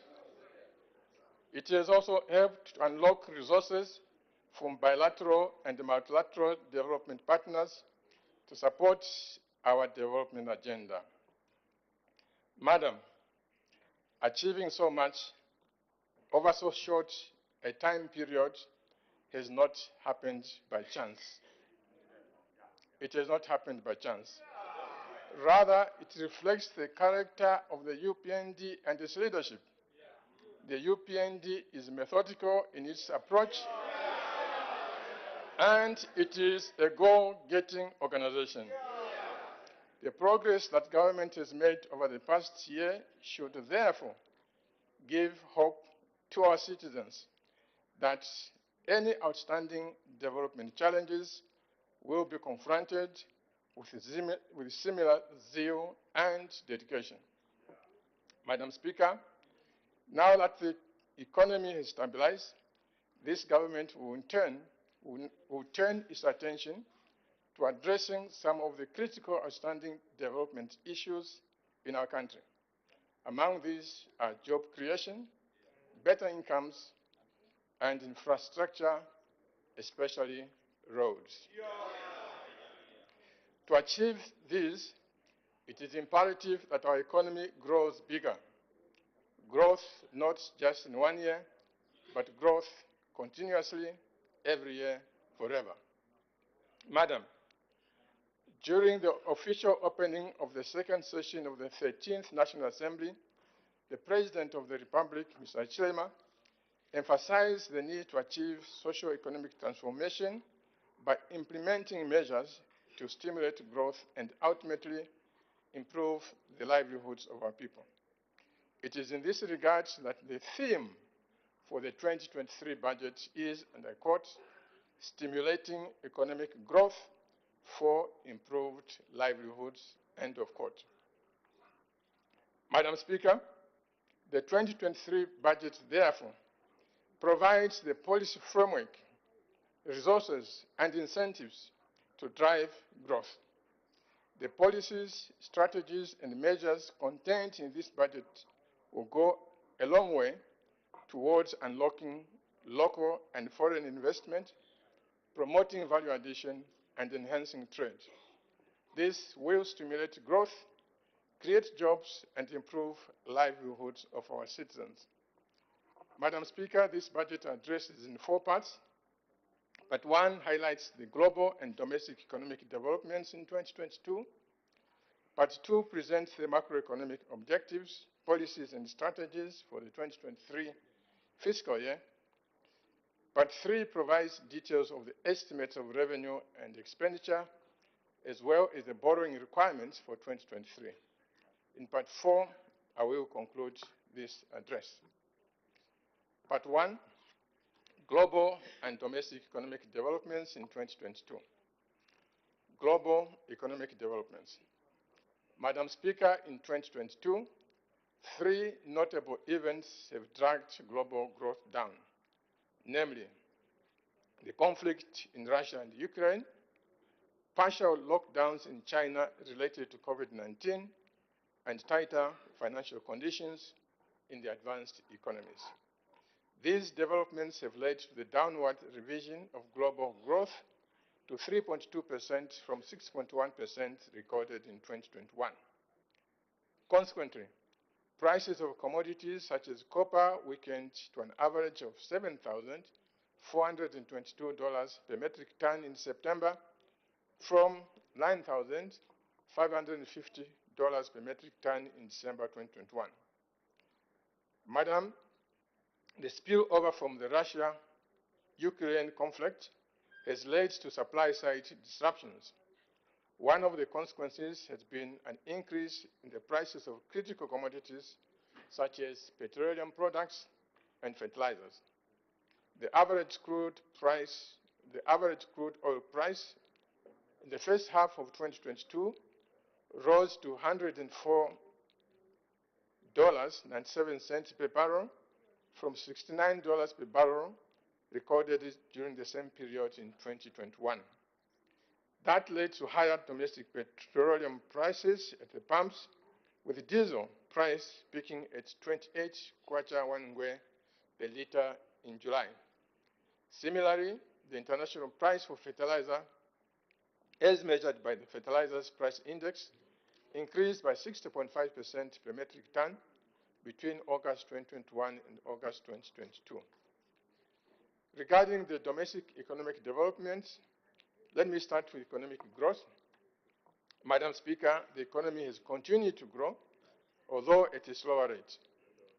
By the end of this year, GDP is projected to grow by 3% compared to a recovery of 4.6% last year. The slowdown in growth is mainly attributed to lower output in agriculture due to the late onset of rains, drought, and flash floods in some parts of the country. Weak performance was also recorded in the construction sector. Budget performance. Madam Speaker, the overall budget performance in 2022 is said to be one of the most favorable in many years. Revenues have so far exceeded the target, while expenditure has been contained within the target.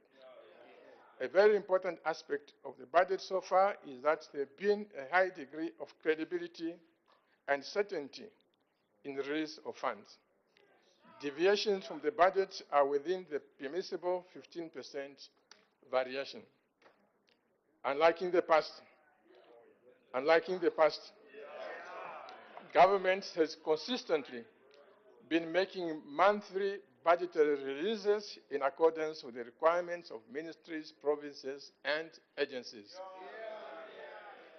Madam, a budget with less credibility diverts quite significantly from what Parliament approves. With the deviations, it is often the social sectors that lose out. Indeed, for many years, Zambian budgets have suffered from lack of credibility. As an example, year after year, this House would approve and appropriate the Constituency Development Fund CDF. But for 9 consecutive years, from 2011 to 2019, the money was not fully released. Madam Speaker,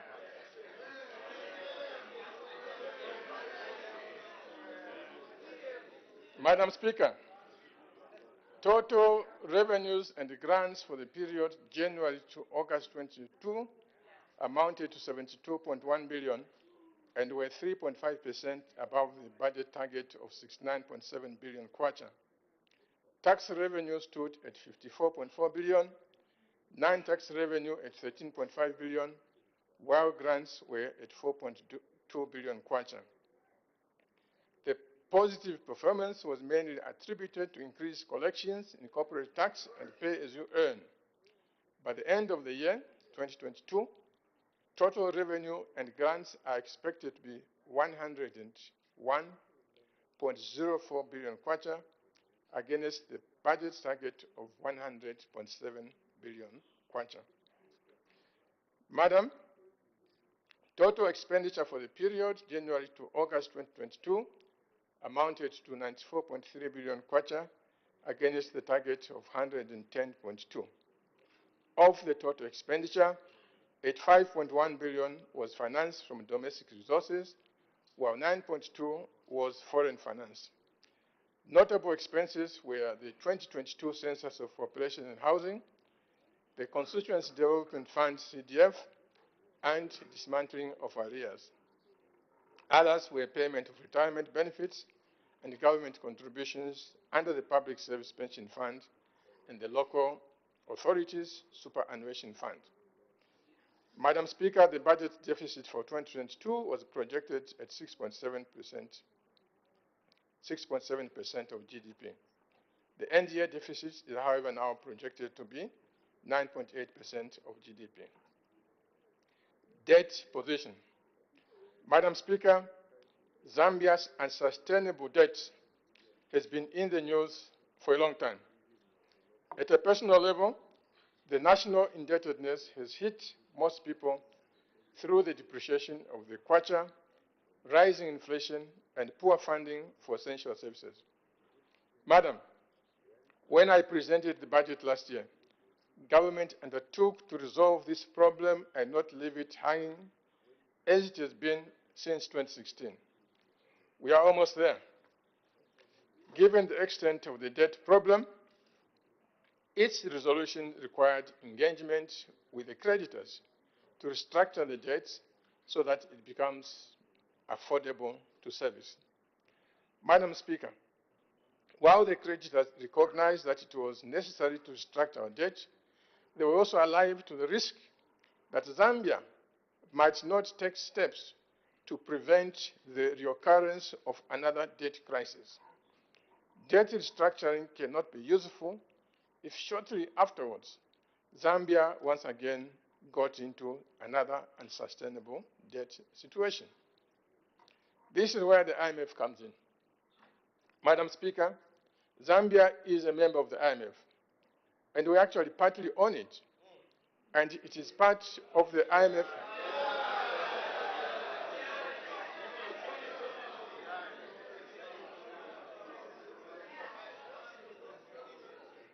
Madam Speaker, it is shocking that some members don't know that we partly own the IMF. Madam Speaker, this is where the IMF comes in.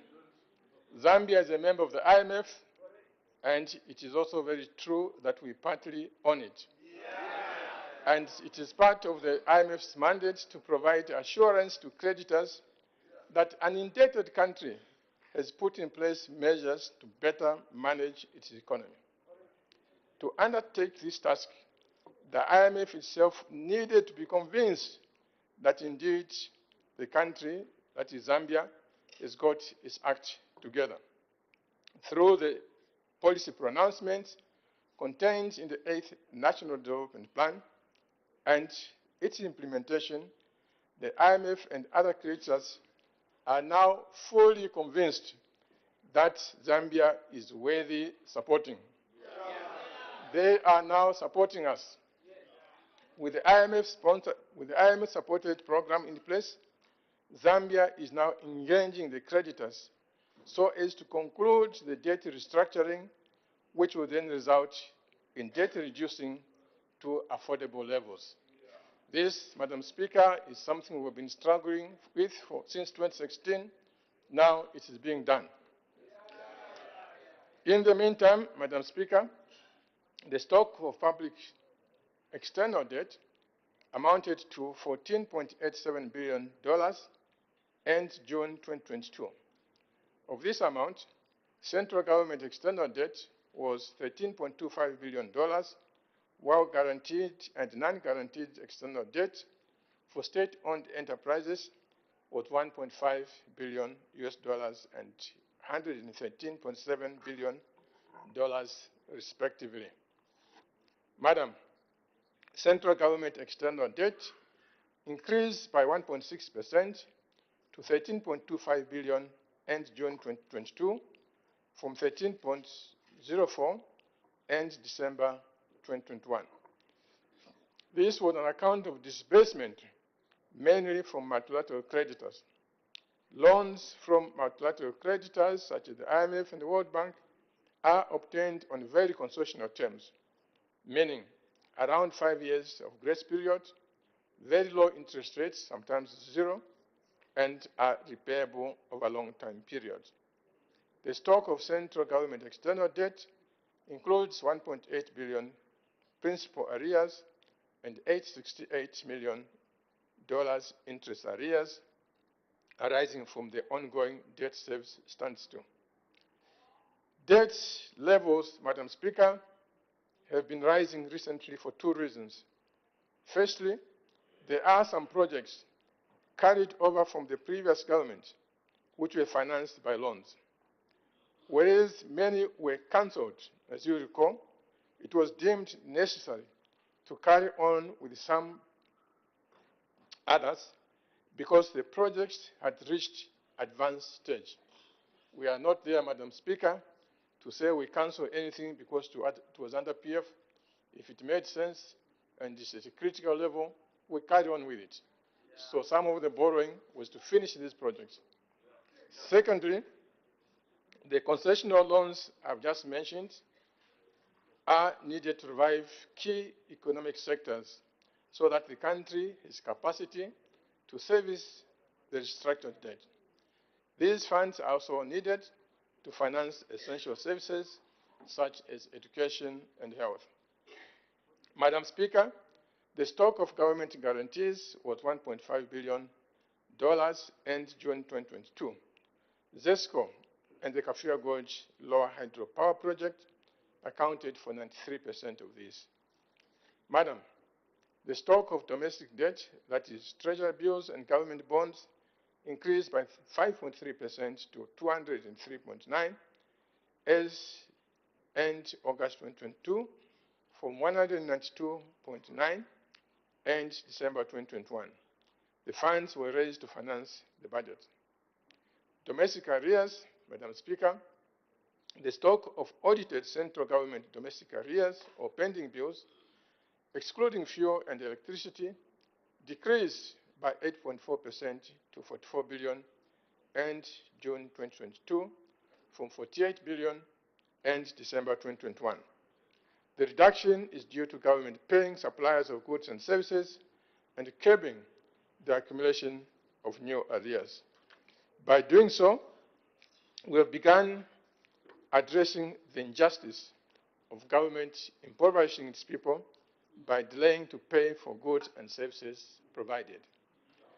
Madam, when fuel arrears and outstanding ZESCO bills to independent power producers are included, the stock of domestic arrears decreased by 4.4% to 76.4 billion kwacha end June 2022 from 80 billion kwacha end December 2021.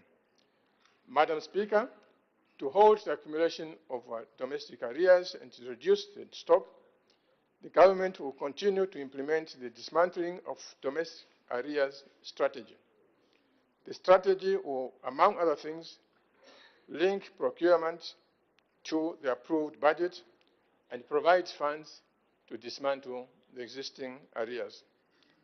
Monetary and financial performance. Madam Speaker, the growth in consumer prices as measured by inflation rates has slowed to single digits. For September 2022, inflation was recorded at 9.9%, from 22.1% in September last year. The key drivers of lower inflation have been appreciation of the kwacha and the improved supply of food items. Madam, the amount of money lent by the banking system grew by 13% in the first half of 2022, against a contraction of 5.4% in the second half of 2021. The increase was largely due to accelerated disbursement to eligible financial services providers from funds provided by the Bank of Zambia under the Targeted Medium-Term Refinancing Facility. The facility was established in 2020 to strengthen and enhance financial sector resilience, as well as support economic recovery during the COVID period. We recognize, however, that financing remains a challenge, especially for the SMEs. Madam, the performance of the banking sector remains strong, supported by growth in capital through retained earnings. Liquidity conditions were also favorable on account of higher stock of liquid assets and disbursements from the Targeted Medium-Term Refinancing Facility. Asset quality improved as the non-performing loans ratio continued below the 10% prudential benchmark at 6.4% end August 2022. The improvement of the credit performance was largely attributable to recoveries, restructuring of credit facilities, and bad loan write-offs.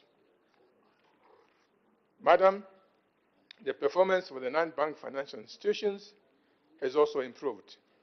The ratio of non-performing loans reduced to 13.8% end August 2022 from 23% August 2021. This is attributed to government clearance of third-party arrears remaining current in remitting loan instruments for civil servants to non-bank financial institutions. In other words, Madam Speaker, that problem whereby civil servants got loans and they had stopovers for the money to be deducted, but the Treasury was failing to remit, that problem has now ended. External sector performance. Madam Speaker, preliminary data indicate that exports were almost $6 billion during the first half of 2022, compared to $5.2 billion during the same period last year, a growth of 14.3%. This outturn was largely explained by the increase in copper exports earnings that rose by 12% to $4.4 billion, driven by higher copper prices. Imports also increased by 41.5% to $4.3 billion, supported mostly by the appreciation of the kwacha against the dollar and improved macroeconomic activity. Most of the imports were capital items and raw materials used in production. Overall, the trade balance remained in surplus at $1.6 billion. Madam, as at end August 2022, gross international reserves were $3 billion, representing 3.5 months of import cover. This is above the target of at least 3 months of import cover for 2022.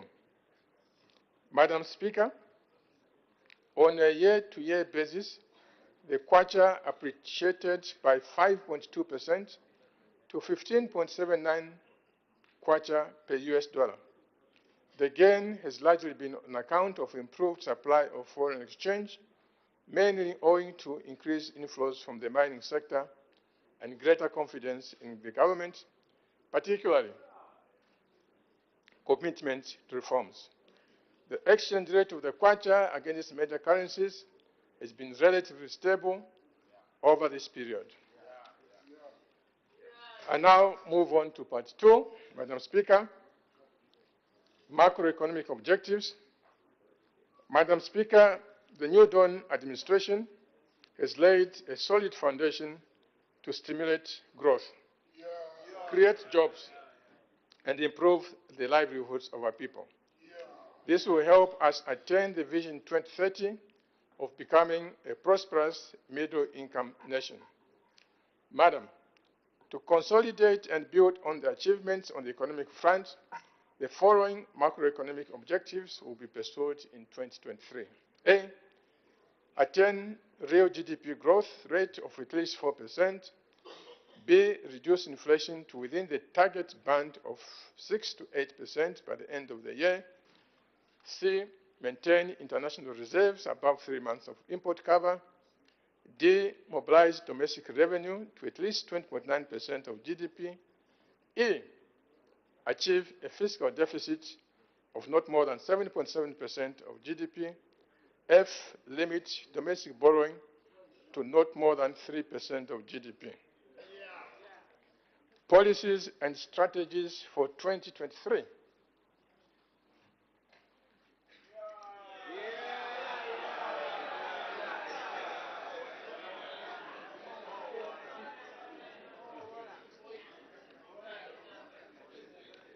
Madam Speaker, I will now present the policies and strategies that underpin the allocation of resources in the 2023 budget. These are prescribed according to the strategic development areas of the 8th National Development Plan, namely economic transformation and job creation, human and social development, environmental sustainability, and good governance environment. Let me now talk about economic transformation and job creation. Madam Speaker, the problems that we've faced, which I just described, emanated mainly from debt and sustainability. As we just heard, these problems are now under control. The discussion with the creditors for restructuring our debts have started. The exchange rate of the quarter is stable, inflation is falling, and we've stepped up expenditure on social services for our people. However, serious issues remain outstanding, and these include limited job opportunities at all levels, from the most educated to the uneducated. For those in employment, average earnings are generally low. Our infrastructure, such as roads, railways, energy, schools, and hospitals, require a lot of attention. I must also add that even where infrastructure exists, a lot of it requires attention in terms of maintenance and repairs. These issues come out very often with lots of passion in this House from the members of Parliament. Madam Speaker, whilst there have been attempts by past administrations to address these development challenges, it is clear that little progress has been made, particularly in creating decent job opportunities. This is due in part to the fact that the population is expanding much faster than the few jobs that get created. But the issues of providing jobs, better incomes, better infrastructure, and better social services are issues where we must succeed at all costs.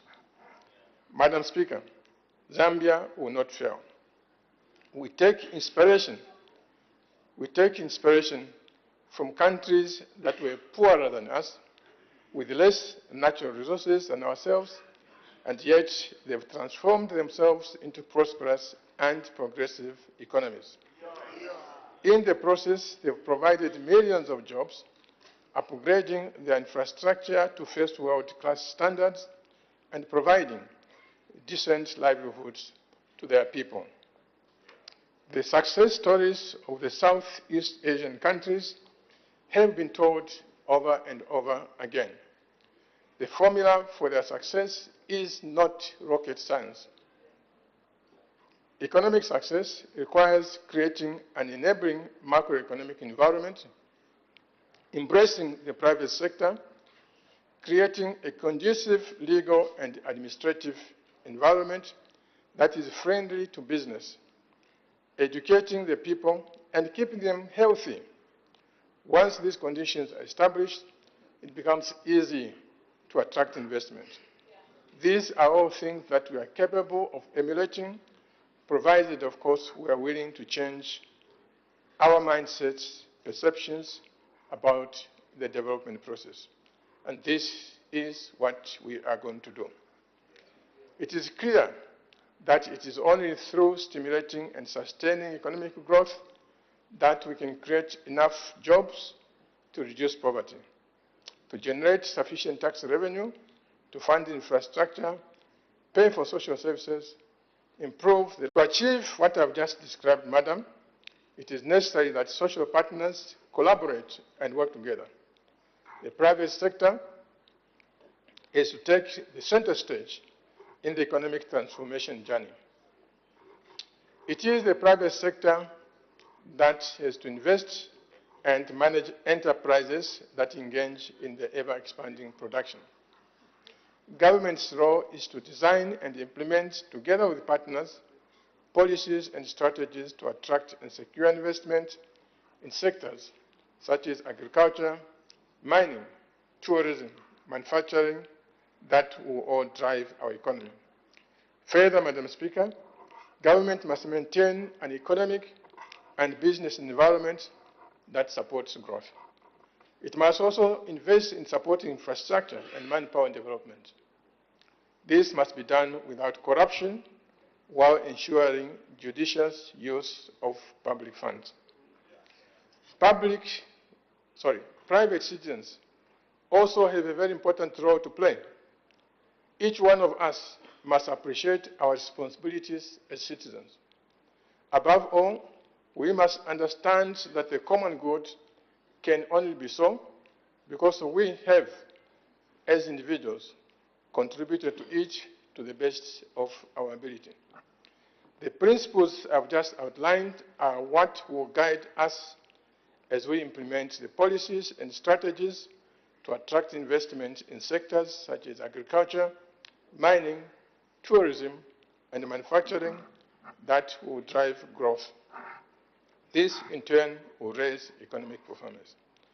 Madam Speaker, I will therefore now present the specifics of performance, policies, and strategies in economic transformation and job creation in the development area. Starting with agriculture, livestock, and fisheries sector. Madam Speaker, agriculture, livestock, and fisheries remain the main source of livelihood for the majority of our people.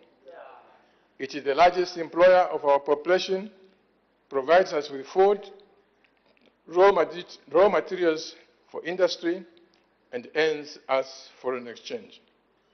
Madam, in the crop subsector, the performance was generally weak during the last agricultural season. The production of crops such as maize, rice, sorghum, and cassava declined due to the late onset of rains, as well as drought and flash floods in some parts of the country. Madam Speaker, to increase crop productivity among small-scale farmers, the government is improving extension service delivery. This year, government has commenced with the recruitment of 256 extension officers, and additional extension officers will be recruited in 2023. Government, Madam Speaker, will procure 1,623 extension kits, 1,000 tablets, 621 motorbikes, and rehabilitate over 536 camp houses. With all these measures, 1.5 million small-scale farmers will be provided with extension services through physical visits and e-extension platforms. Madam, with regard to irrigation development, government will construct a total of 40 dams across the country over the medium term. In 2023, 16 dams will be constructed. To actualize the Chiansi irrigation scheme in Kafue, government has secured financing of $10 million from the African Development Bank to cover 600 hectares in-field irrigation by smallholder farmers. Financing will also be used to establish storage facilities and youth skills development center. This project will benefit over 12,000 people. Madam Speaker, there is need to improve agricultural productivity, and we will do this through undertaking comprehensive reforms. I am duty-bound, Madam Speaker, to provide clarity on a false matter that was recently circulating in some social media to the effect that the Farmer Input Support Program, FISIP, will no longer be available because of the IMF-supported program. To the contrary, Madam Speaker, FISIP continues in 2022-2023 with the same strength as before. However, Madam Speaker, in addition to providing input support, FISIP will be reformed to include extension service support, irrigation development, access to finance, support to value addition, and storage and logistics. The program will also ensure better targeting and equity in the provision of subsidies and services. You remember, Madam Speaker, that in the past certain areas were left out. This time, FISIP is based on one Zambia, one nation. Not one-sided, Madam Speaker. The new expanded program will be called the Comprehensive Agriculture Support Program. Under this comprehensive agriculture support program, what is, however, true is that government will be scrutinizing the beneficiaries in detail, so as to ensure that only the targeted and deserving people receive subsidized fertilizers. My colleague, the Minister of Agriculture, will elaborate on this when he takes the floor to present his budget. When I come to the budget section of this speech, Madam Speaker, I will provide the full details of financial outlay that government is proposing for FISIP in the year 2023-2024 farming season. Madam Speaker, this new approach is important as it will contribute to our national food security, especially at a time like now when the global food supply is tight. It also helps us to uplift many of our small-scale farmers who are, in any case, the producers of most of our food. As we continue with FISIP, Madam Speaker, under the new program, it is also important that we understand its limitations in the development process. Earlier on, I spoke about the paramount importance of the needs of the economy to grow. And growth also means agriculture growing. With the tightness in the global food supplies arising from the war in the Ukraine, the world is looking towards parts of Africa with appropriate agronomical conditions to step in and grow more food for export. And the markets are there. Our government has already secured markets, access to the European Union, the United Arab Emirates, South Africa, and China for various crops and livestock such as cattle and goats. It is in that vein, Madam Speaker, that in 2023, the government is set to aggressively revive the development of the farm blocks. This time, we must get it right, and it's going to be right. The main objective is to promote diversification, sustainability, and jobs in the agri-food sector in the country, especially for export. Farm block, just to remind ourselves, is a large area of intensive agriculture. Typically, most of them will be 50,000 to 100,000 hectares of land. Each block will have one or two core or main ventures which produce a given agricultural product at large scale. The agricultural product may be an input in a processing factory right on site, just like we have it at Nakambala Sugar Estate there. Along with the core ventures, there will be other farms of different sizes, including small-scale outgrowers, also producing for the on-site factory for processing. Madam, in advancing the revival of the farm block development, I'm confident this will happen because I'm pleased to report that we have already, as we sit now, secured $300 million from the World Bank to develop these farm blocks, such as Nansanga, in Central Province, Luswishi in Copperbelt, and Luena, Luapola. This financing is concessional with a maturity period of 30 years and a grace period of 5 years. Madam Speaker, yes, we are borrowing this money. On soft terms, we are borrowing this money. Order, order, honorable members. Order. Order, honorable members.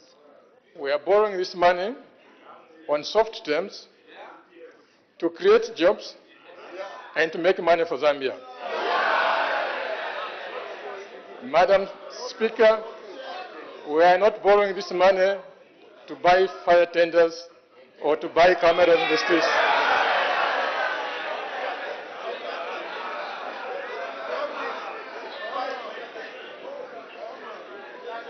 Order, order. Madam Speaker, the main objective of this program is to promote diversification, value addition, and jobs in the agri-food sector. The massive production on industrial scale that will happen in farm blocks will satisfy the export markets in Africa and beyond, which I mentioned earlier on. Farm blocks will create thousands of jobs in agriculture production, in the processing factories, and in the allied services. And the jobs are at all levels, from engineers, technicians, agronomists, foremen, ordinary labor, accountants, and even lawyers.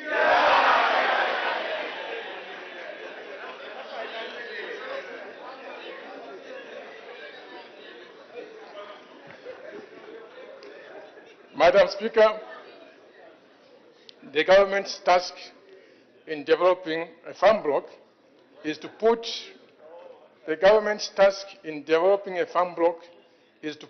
in the key infrastructure like main access and internal roads, power reticulation, water development for irrigation where feasible, and an administrative center so that as many approvals as possible are available on site. So if the farm block is in Nansanga, most of the approvals will be in Nansanga. You don't need to come through SAC.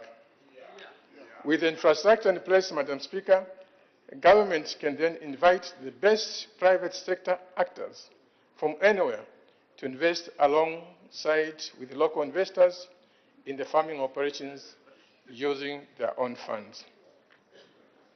The provision of infrastructure on the farm blocks is helpful to would-be production investors because it enables them to get into production very quickly with little time wasted on the preliminaries. It is expected that the substantial progress will be made in 2023, as I've just said, to develop some farm blocks. Madam Speaker, we are ready for investors. Zambia is back in business. As earlier stated, Madam Speaker, Money from the farm block development is available, and the Ministry of Agriculture is currently evaluating a number of potential sites for development before making the final decision. The government intends to implement the farm blocks with excellence and then roll the program to the rest of the country as we gain experience. Madam Speaker, the livestock subsector grew in the first half of 2022. Production of milk, eggs, chicken, beef, and pork increased due to the increase in livestock population and improved animal husbandry practices. Notwithstanding the good performance, the sector experienced outbreaks of diseases such as CBPP and the African swine fever. Government will enhance surveillance, prevention, and control. Specific interventions will include the construction of biosecurity infrastructure on trunk roads and completion of laboratories. Other interventions include establishment of an animal vaccine plant, promotion of veterinary public health and food safety, and enhancement of health research diagnostics. Madam Speaker, government will also develop a robust animal identification and traceability system. This will reduce the levels of stock theft, and it will also enhance the country's potential to export, as it will meet the international standards that require identification and traceability of livestock products from farm to the plate. Madam, the fisheries subsector registered positive performance in the first half of the year.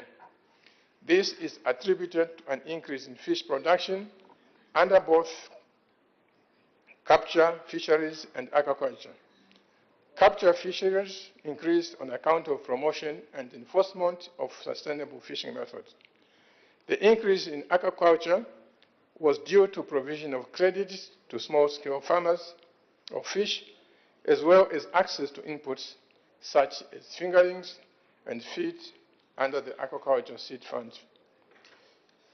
In 2023, Madam Speaker, government will continue the support to aquaculture venture chain players through Aquaculture Seed Fund, as well as promotion and enforcement of sustainable fishing practices in the capture fisheries. Madam Speaker, to improve safe delivery in the fisheries and livestock subsector, the government will recruit extension officers as well as procure motorbikes and equipment for the livestock subsector. Madam, to improve the policy and the regulatory framework, government will formulate the national animal health and national aquaculture and fisheries policies. Government will also review and amend the Animal Health Act No. 27 of 2010 and Animal Identification Act No. 28 of 2010. Further, to provide an enabling environment and promote livestock production and productivity, government will develop the Livestock Development Bill.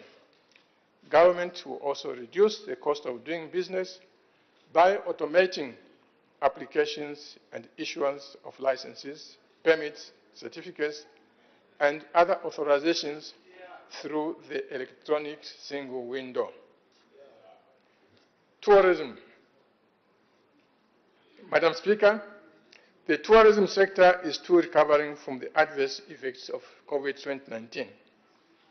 The number of international tourist arrivals increased to 496,456 during the first part of 2022, compared to 239,885 in the same period last year. This follows the easing of COVID-19 related restrictions.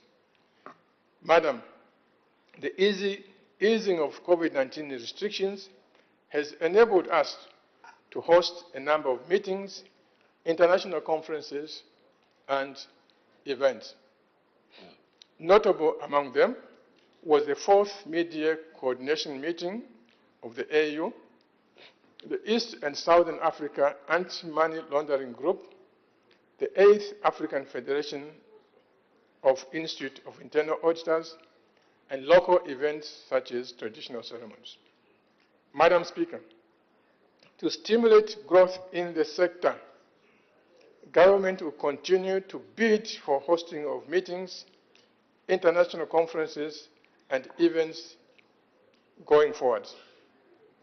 In 2023, Zambia, for example, as we keep on bidding for conferences, will host the 45th annual meeting of the Association of African Central Banks.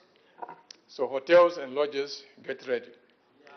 We will also continue to promote tourism development by providing incentives to attract more investments in the sector. I will outline specific incentives in the part 3 of this address. Madam,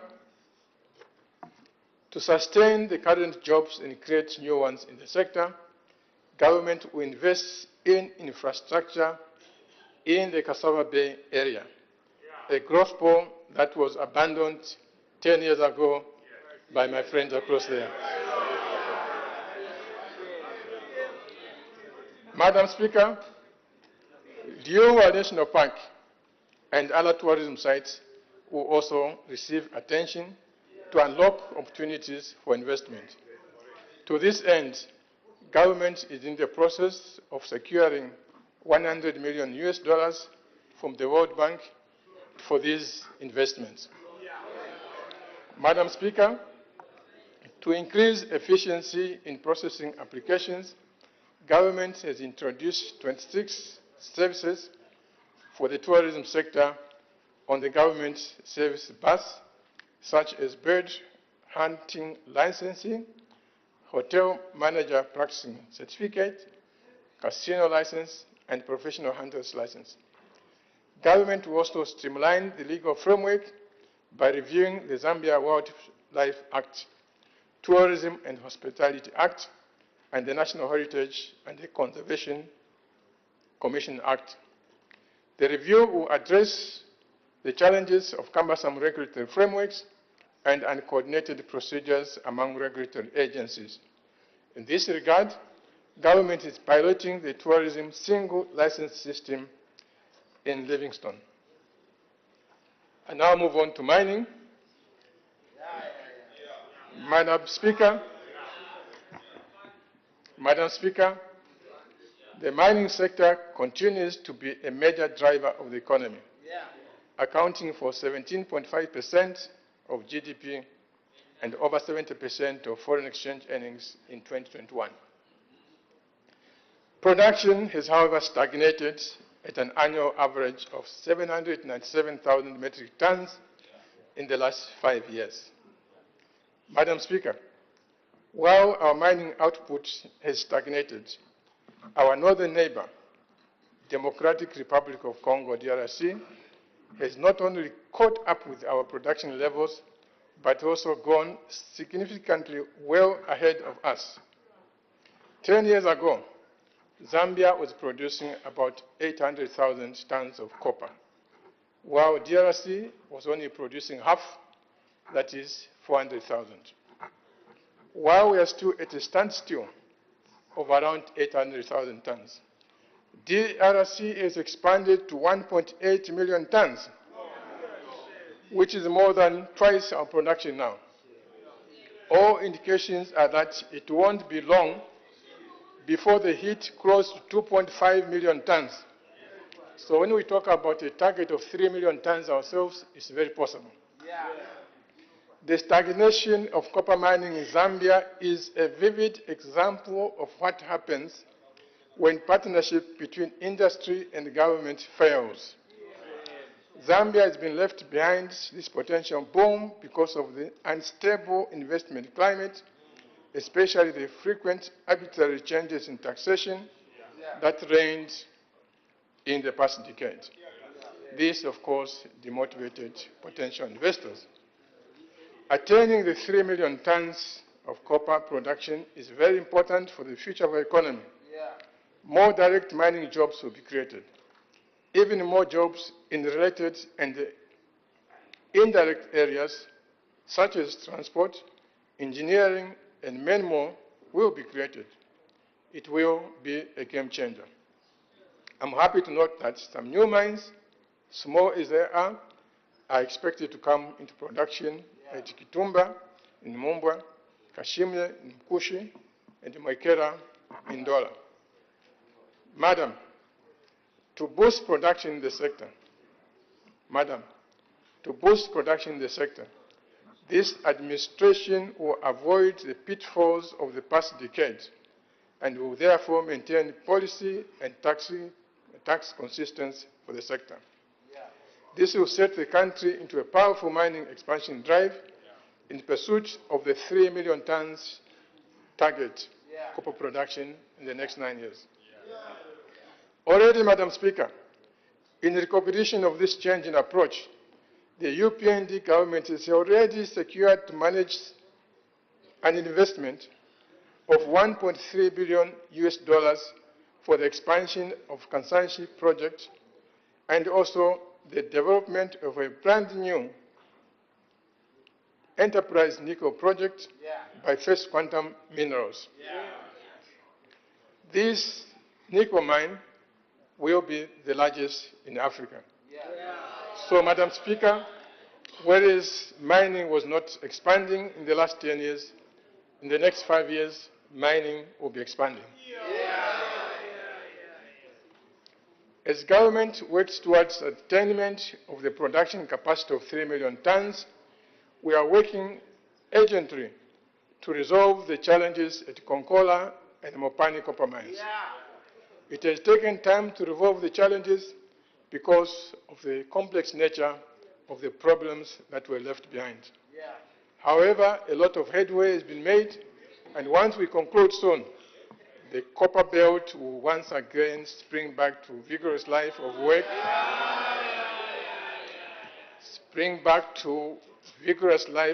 work, unity, and joy. Madam Speaker, diversification in the mining sector is gaining momentum.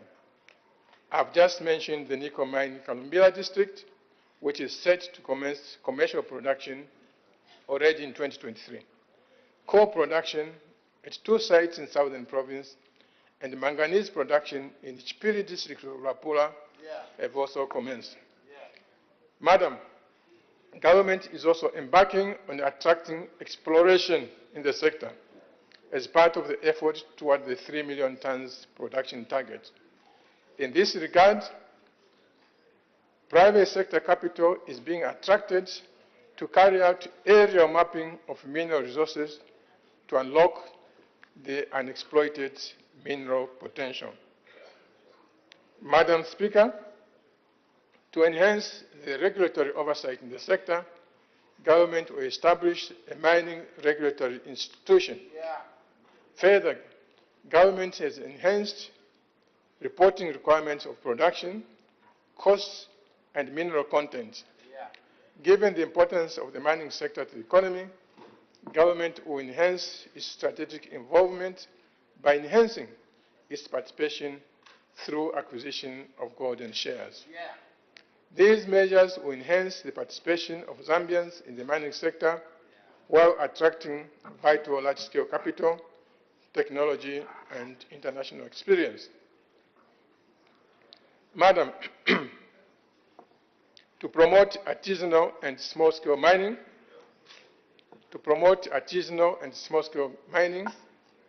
government will implement measures to formalize their operations and support them with the necessary equipment and training to increase production. The formalization will also assist artisanal and small-scale miners to access affordable capital and also to partner with potential foreign investors through joint ventures.